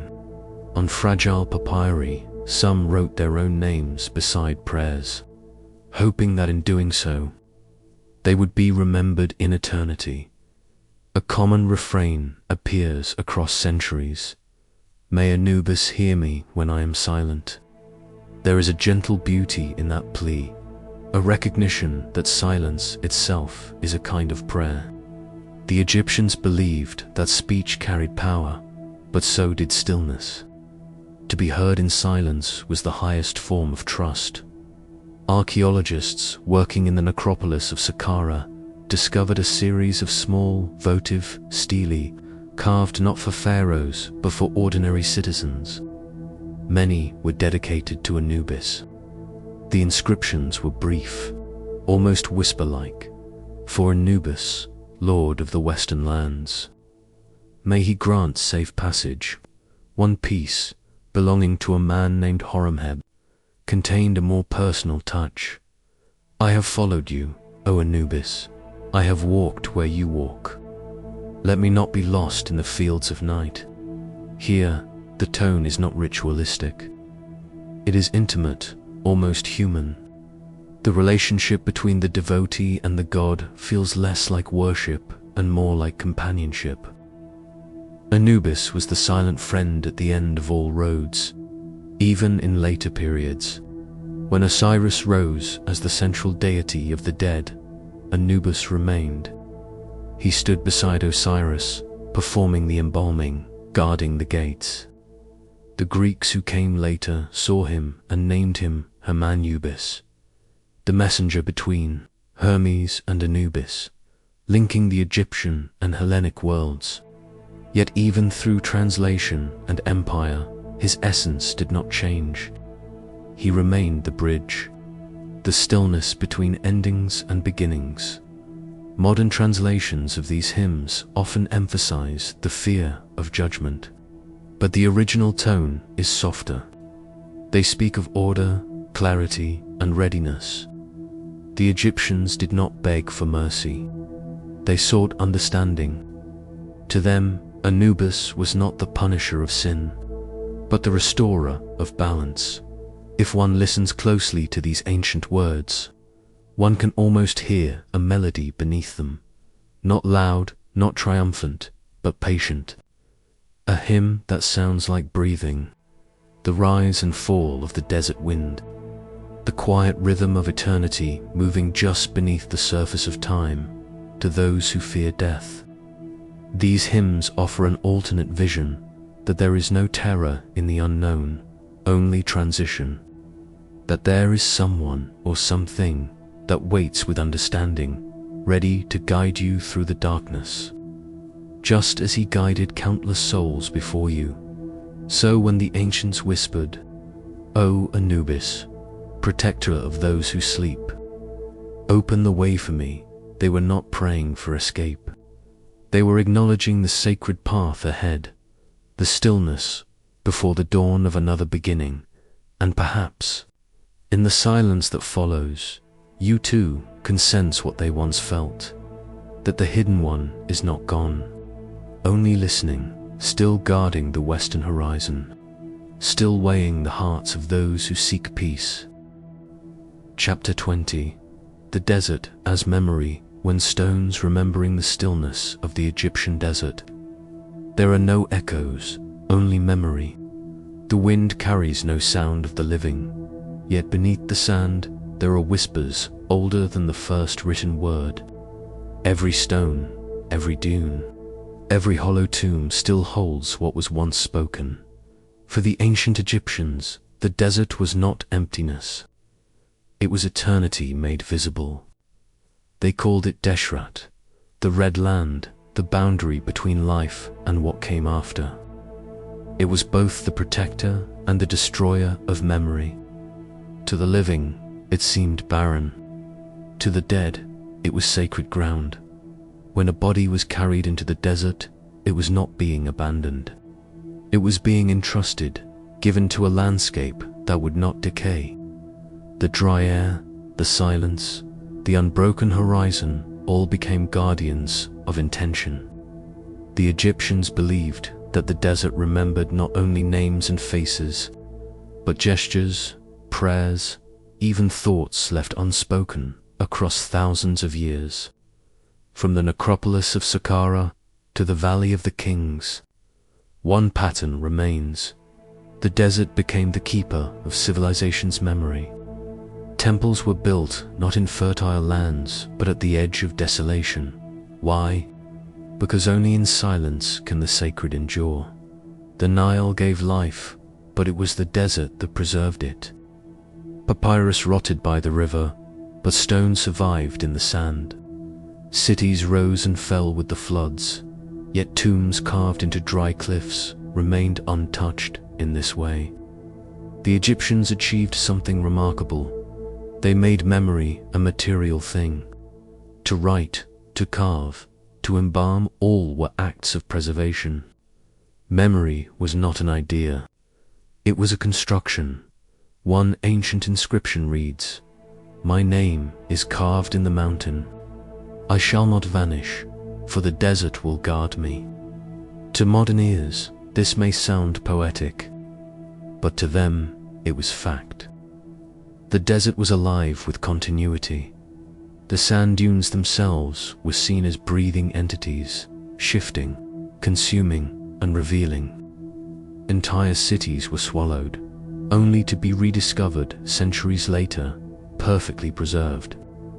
This was not seen as loss, but as transformation. What disappears into sand is not gone. It is waiting.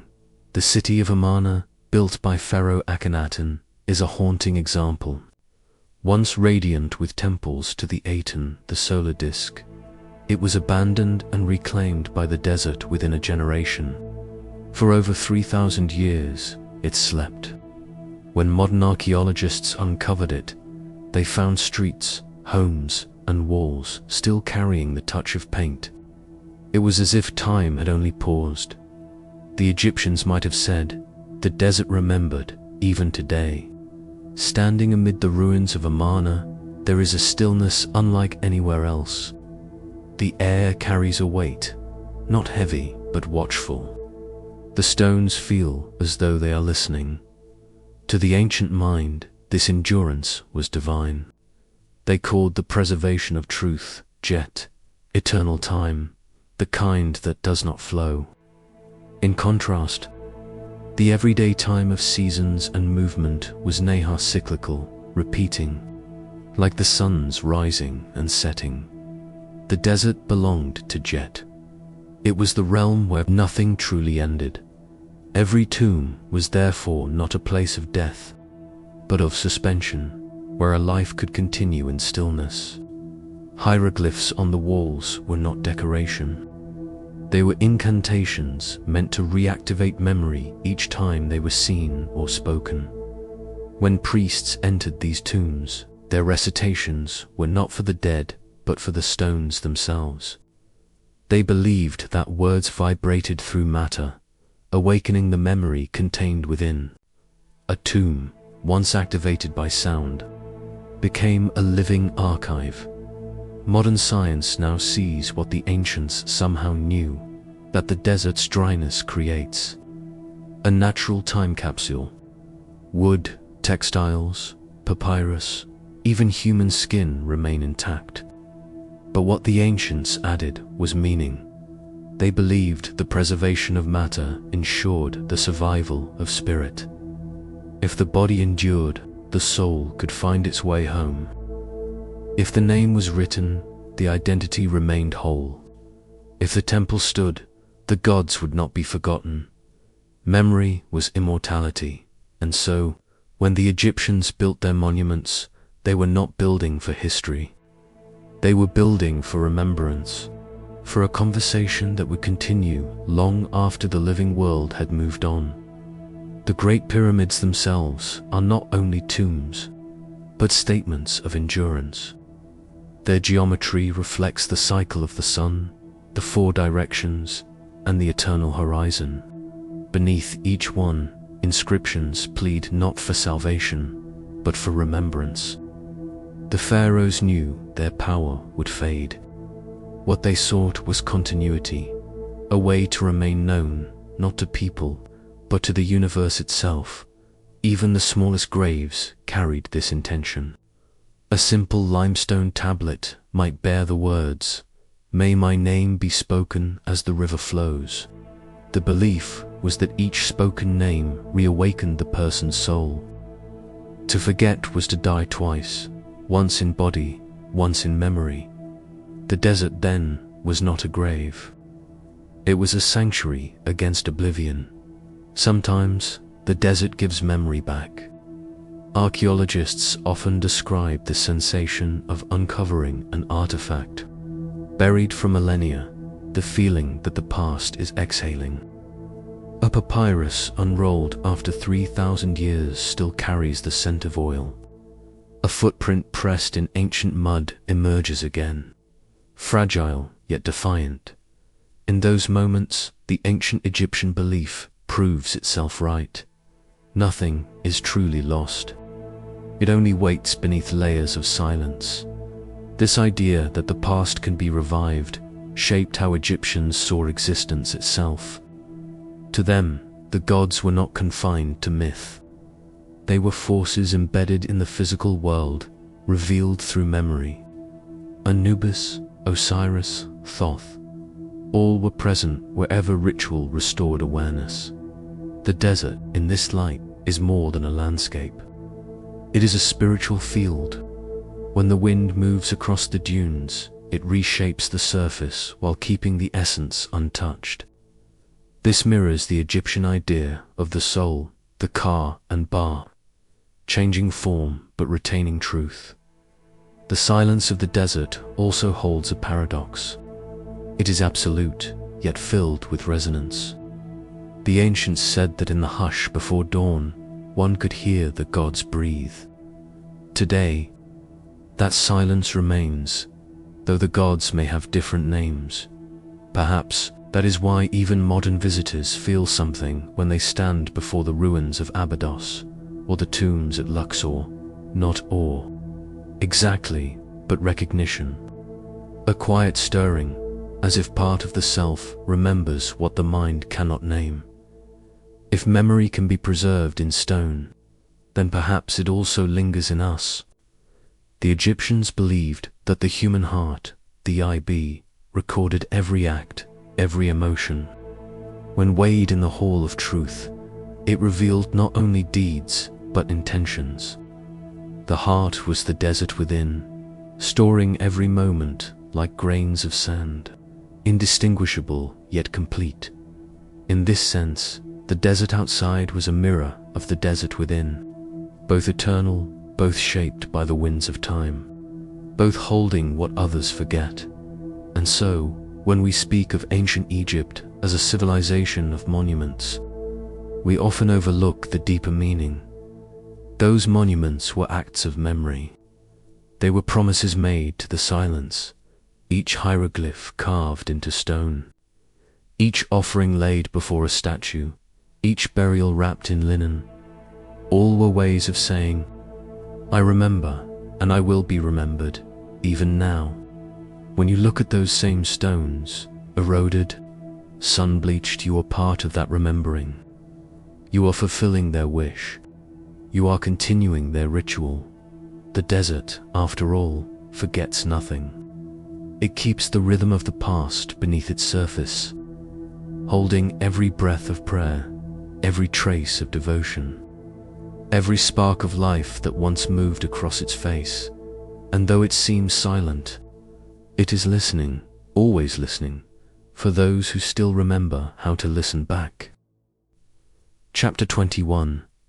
The modern rediscovery tombs, scholars, and the return of the old gods. When the first explorers set foot among the dunes of Egypt, they were not only searching for artifacts, they were searching for voices, for proof that the ancient still spoke. The desert, quiet for millennia, began to exhale its secrets. And with every brush of sand from a carved face, a new dialogue began between the living and the dead. It was the 19th century, an age obsessed with discovery, with reason, with proof. Yet what Egypt offered was something older than science, something that could not be measured, a sense of eternity made visible. Scholars, artists, and mystics alike felt it. as they gazed at the hieroglyphs and the colossal statues buried to their shoulders in sand. It was as though the gods themselves were waiting to be remembered. Among those who first listened was Jean-Francois Champollion, the man who gave voice to Egypt's silent script. In 1822, after years of study, he stood before the Rosetta Stone, a slab inscribed in 3 languages, and realized he held the key to a lost civilization's tongue. When he deciphered the hieroglyphs, Egypt began to speak again. For centuries, those strange symbols had been dismissed as mere decoration, sacred art without syntax. But Champollion understood otherwise. He saw them as language, as living words, each a fragment of soul and sound. His breakthrough was not simply linguistic, it was spiritual. He had resurrected memory itself. Soon after, the tombs began to open. The modern world had entered the ancient underworld, not through myth, but through excavation. In 1850, Auguste Mariette, a young French archaeologist, unearthed the Serapeum at Saqqara, a subterranean necropolis filled with enormous stone sarcophagi dedicated to the sacred Apis bulls. Each coffin weighed more than 70 tons, carved from a single block of granite. Inside, he found nothing but silence, the kind of silence that felt deliberate. Mariette described the moment as walking into a space between time and intention. To him, the emptiness itself was sacred, as if the gods had departed only moments before his arrival. His discovery reignited Europe's fascination with Egypt, and museums began to fill with artifacts that glimmered under the strange name of antiquity. But as the artifacts moved westward, something else followed them, a quiet, uneasy feeling that the old powers had not entirely faded. The height of this fascination came in 1922, when Howard Carter uncovered the tomb of Tutankhamun in the Valley of the Kings. After centuries of looting, Tutankhamun's resting place remained untouched. When Carter first peered through the sealed doorway by candlelight, he saw gold glimmering in the darkness. His companion asked, "Can you see anything?" Carter replied softly, "Yes. Wonderful things. The world has rarely been the same since." The discovery was more than archaeological. It was mythic. For the first time, the modern age could look directly into the face of its own mortality, gilded, intact, eternal. The Boy King became a mirror for humanity's longing for permanence. And then came the whispers, the so-called curse of the pharaohs. Reporters claimed that those who entered the tomb died mysteriously. Carter's patron, Lord Carnarvon, succumbed to illness within months. The story spread like wildfire. Whether coincidence or not, it awakened something primal, the sense that the gods, long silent, still had boundaries not meant to be crossed.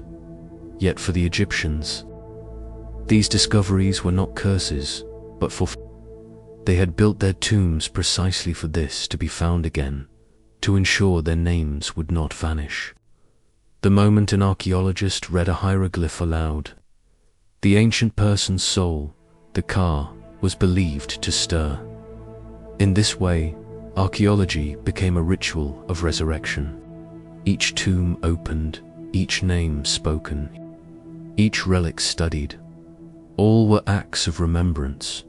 Modern scholars, whether they realized it or not, were performing the same rites the priests once did, awakening the dead through attention. But with discovery came disquiet. As the artifacts were removed from their resting places and placed under glass, questions emerged. Had something sacred been disrupted? Could memory be owned or relocated? When the mummy of Ramses II was flown to Paris for preservation in 1976, Egypt granted him a valid passport, listing his occupation as king deceased. It was more than symbolic courtesy. It was a gesture of reverence, acknowledging that he was still, in some sense, alive. Even in the sterile light of museums, many visitors feel it, that subtle pulse of presence. A sense that these objects are not relics of belief, but continuations of it. They are still performing their function to remind us of what endures. Over time, the study of Egyptology itself became a bridge between science and spirituality. While archaeologists catalogued bones and pigments, others, poets, philosophers, even occultists, searched for meaning beyond the material. In the late 19th and early 20th centuries, secret societies and mystical orders began invoking Egyptian gods in symbolic rites. The figure of Isis, for example, became the emblem of divine wisdom, hidden yet eternal. Thoth, the scribe of the gods, was reimagined as the archetype of hidden knowledge. Osiris, dismembered and reborn, symbolized the eternal rhythm of life and death. Egypt had become both a field of study and a mirror of the soul. For some, the fascination was historical. For others, it was devotional.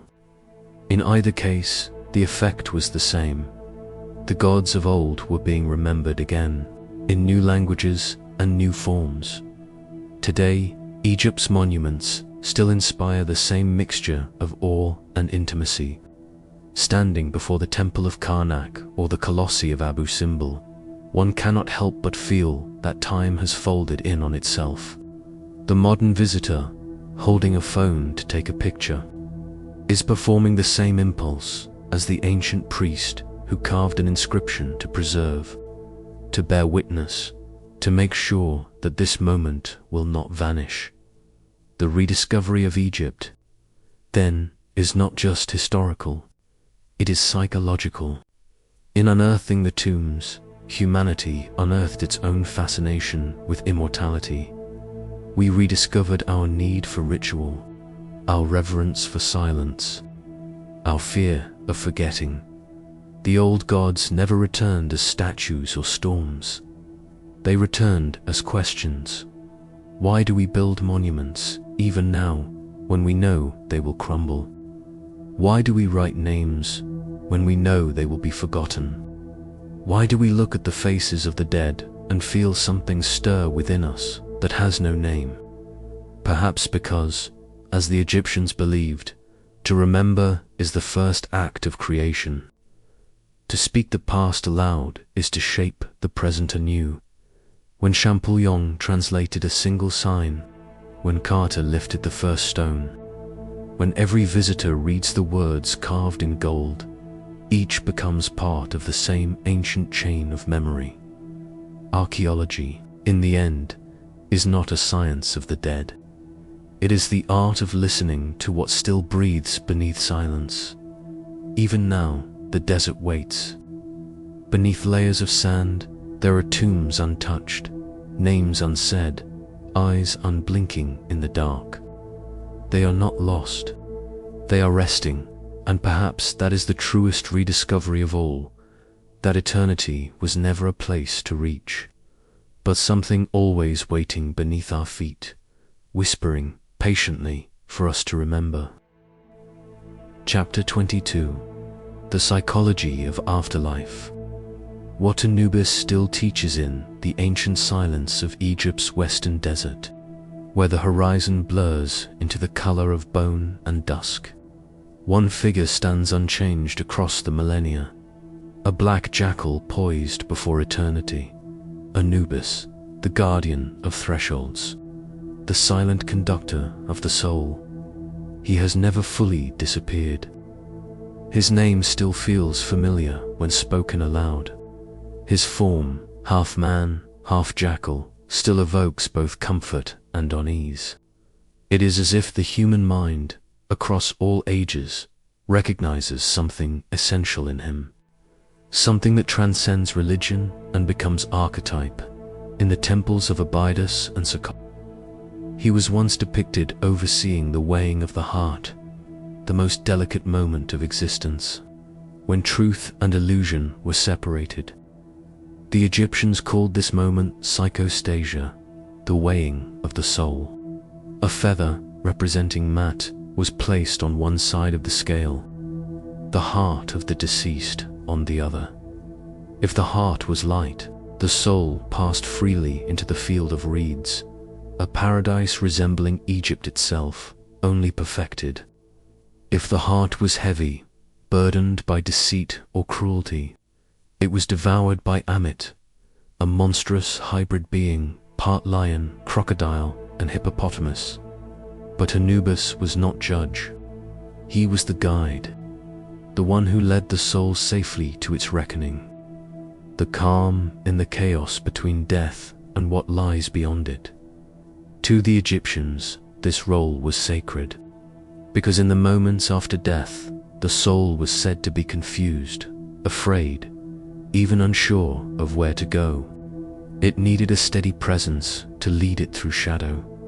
And so, the jackal, the animal that prowled the edges of cemeteries, neither predator nor scavenger, but watcher, became the symbol of one who understands both worlds, the living and the dead.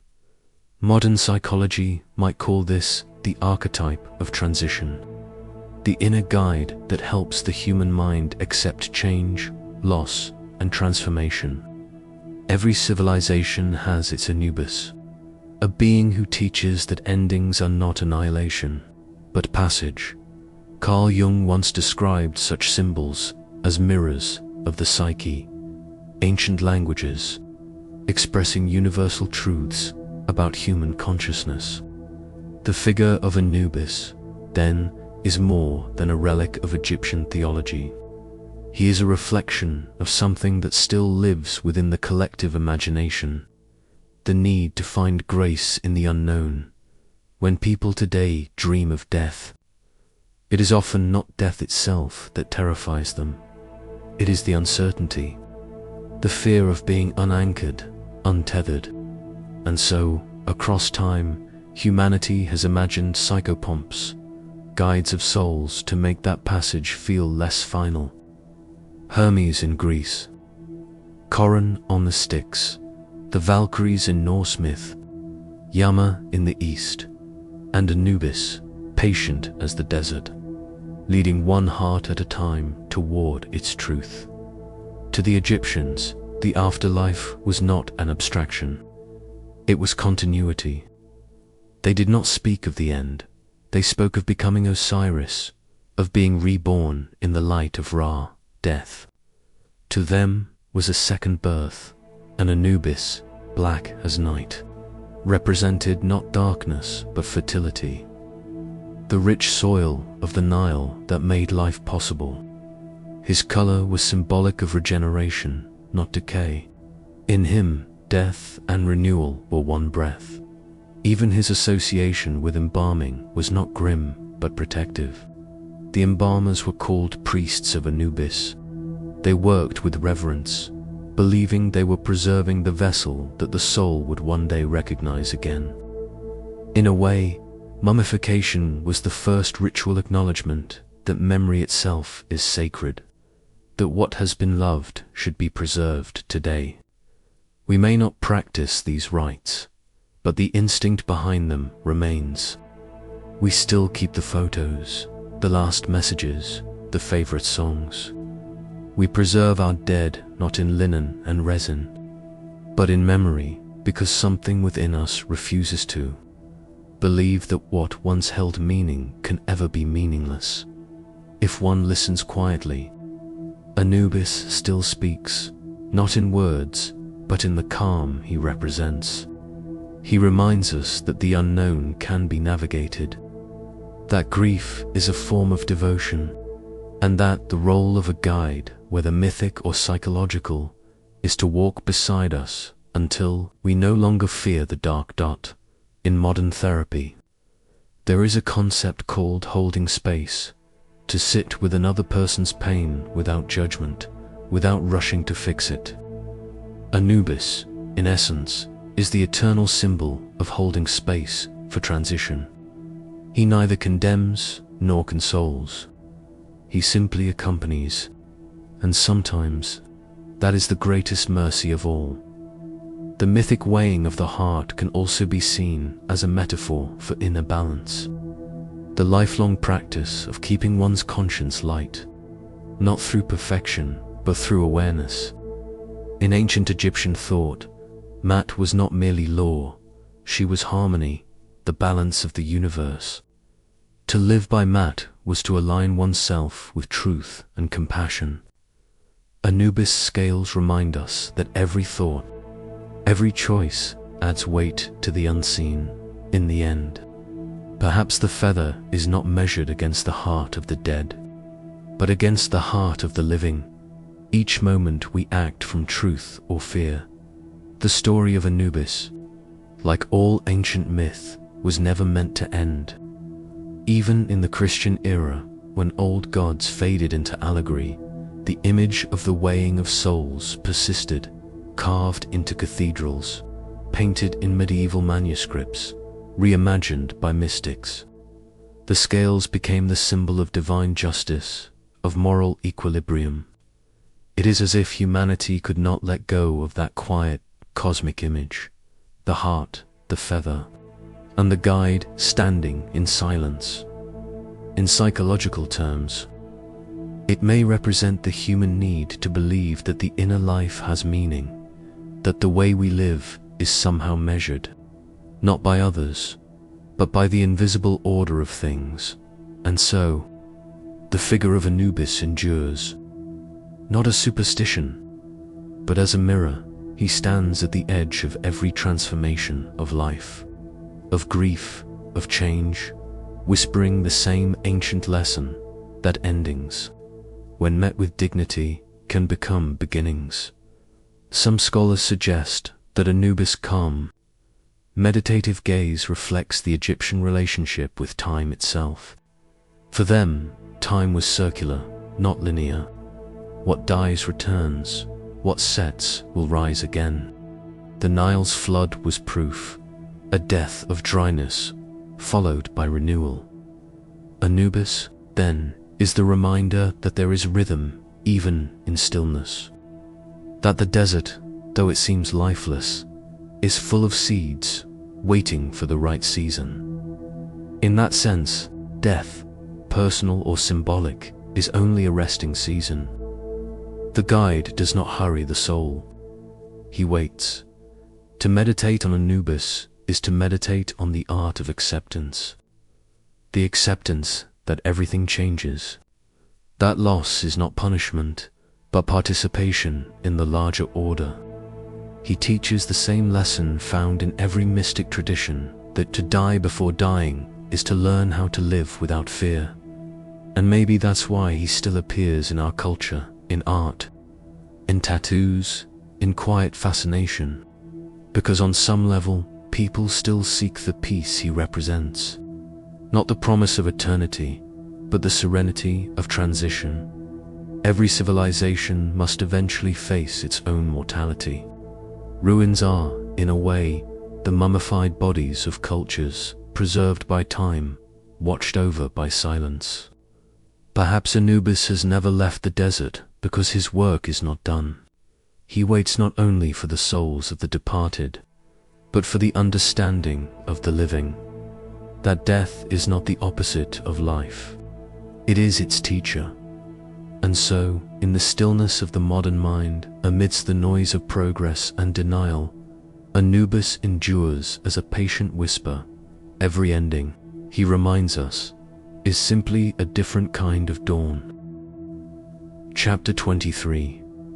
The return to the horizon, the eternal cycle. The desert exhales as the sun begins to fall. A pale gold light washes across the dunes, and the shadows stretch long, like silent prayers returning to the horizon. This is how the ancients understood endings, not as vanishing points, but as returns. The setting sun was not dying. It was only traveling to another world. To the Egyptians, The West was not merely a direction, it was destiny. Every soul, every king, every god moved westward when their time on earth was done. They called it Amenti, the hidden land, the place of becoming. And each evening, when Ra descended beyond the visible world, they believed he entered that same realm, sailing through the dark waters of the Duat, fighting chaos, to rise renewed at dawn. The journey of the sun became the journey of the soul.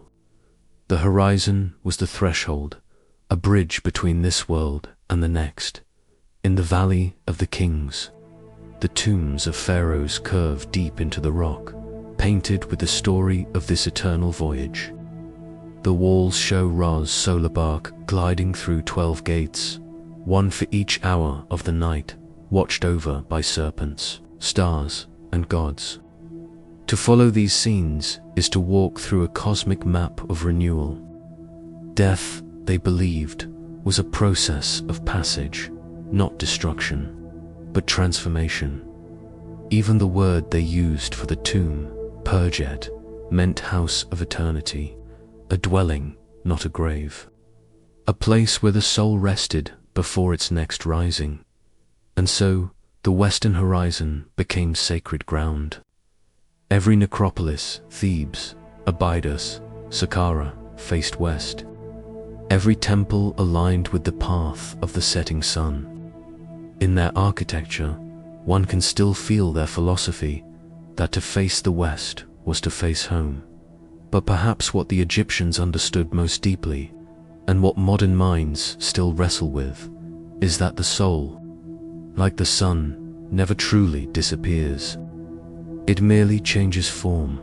In the Book of the Dead, the deceased prays, "I am yesterday, I am today, and I am tomorrow. I am the soul that creates the gods." It is a declaration not of power, but of continuity.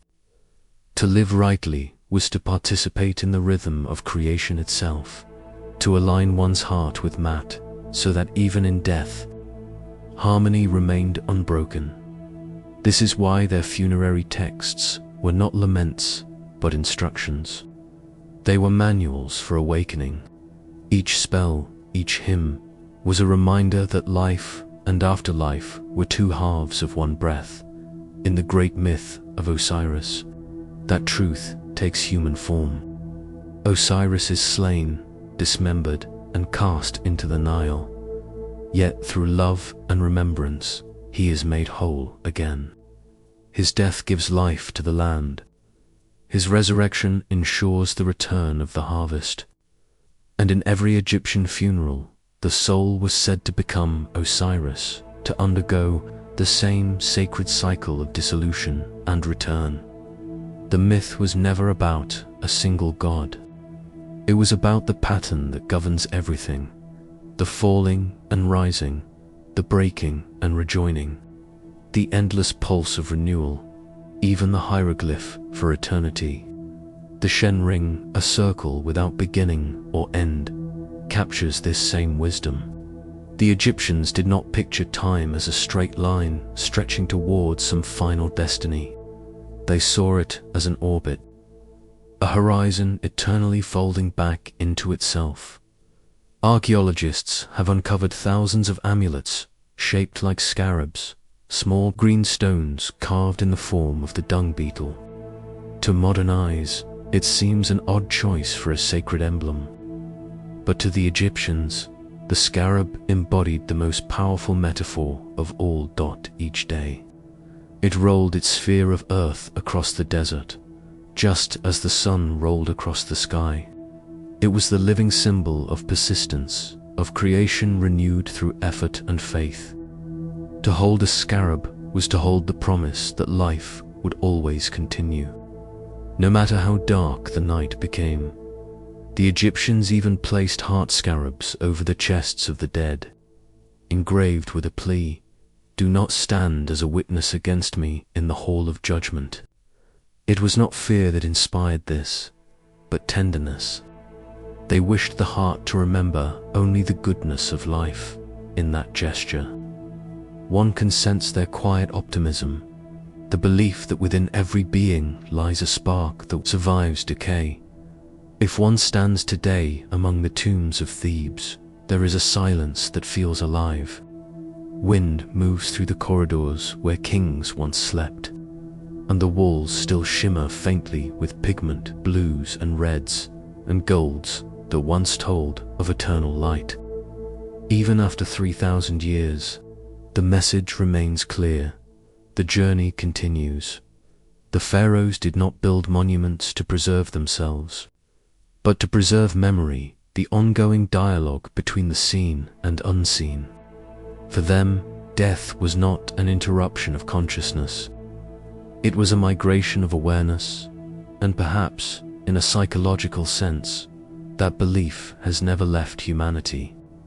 We still look to horizons, literal or symbolic, as thresholds of possibility. We still believe, in moments of grief or change, that something in us endures. The Egyptians called the West Imtet, the place where souls rest before dawn. It was said that Anubis waited there, patient as the sand, to guide each traveler one last time, not as judge, not as savior, but as companion. His black form, gleaming against the pale dunes, was not a symbol of death. It was a reminder of fertility, of the soil that gives life after flood. He watched over the mummified body, not to guard it, but to promise that it would one day rise. And perhaps that is the lesson hidden beneath his silence, that endings, when met with peace, reveal their own kind of mercy. In a way, the entire Egyptian civilization was a conversation with impermanence. They built for eternity precisely because they knew everything passes. They preserved what they loved, knowing time would erode it anyway. And yet, in doing so, they achieved something extraordinary. They made memory itself sacred. To stand before the pyramids is to feel that conversation still alive, the dialogue between stone and sky, past and present, life and what lies beyond. It is not nostalgia that endures there. It is recognition that we too are part of the same rhythm, the same rising and setting, the same return to the horizon. When Ra completes his nightly voyage through the underworld, he is not the same as when he began. He emerges renewed, purified by darkness, strengthened by understanding. The soul's journey mirrors this. It is not about escaping death, but integrating it, learning to move with the cycle instead of against it. And so, when we watch the sun sink beyond the desert, we are not witnessing loss. We are witnessing return, the closing of a circle that has no end.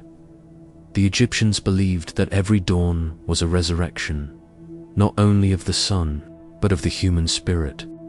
In their language, the word for to rise and to be reborn were often the same. It is a gentle reminder that life itself is a daily act of renewal. Each morning, the soul rises again, carrying the memory of all it has endured. And maybe that's why, after thousands of years, the Egyptian view of eternity still comforts us, because it offers not a promise of escape, but of continuity, the reassurance that nothing real is ever lost. The sun sets, the world exhales, the sand cools and grows still. Somewhere beyond the horizon, the bark of Ra sails quietly through the stars. And on the far shore, Anubis waits, calm, eternal, unhurried, not as an ending, but as a companion. For whatever comes next,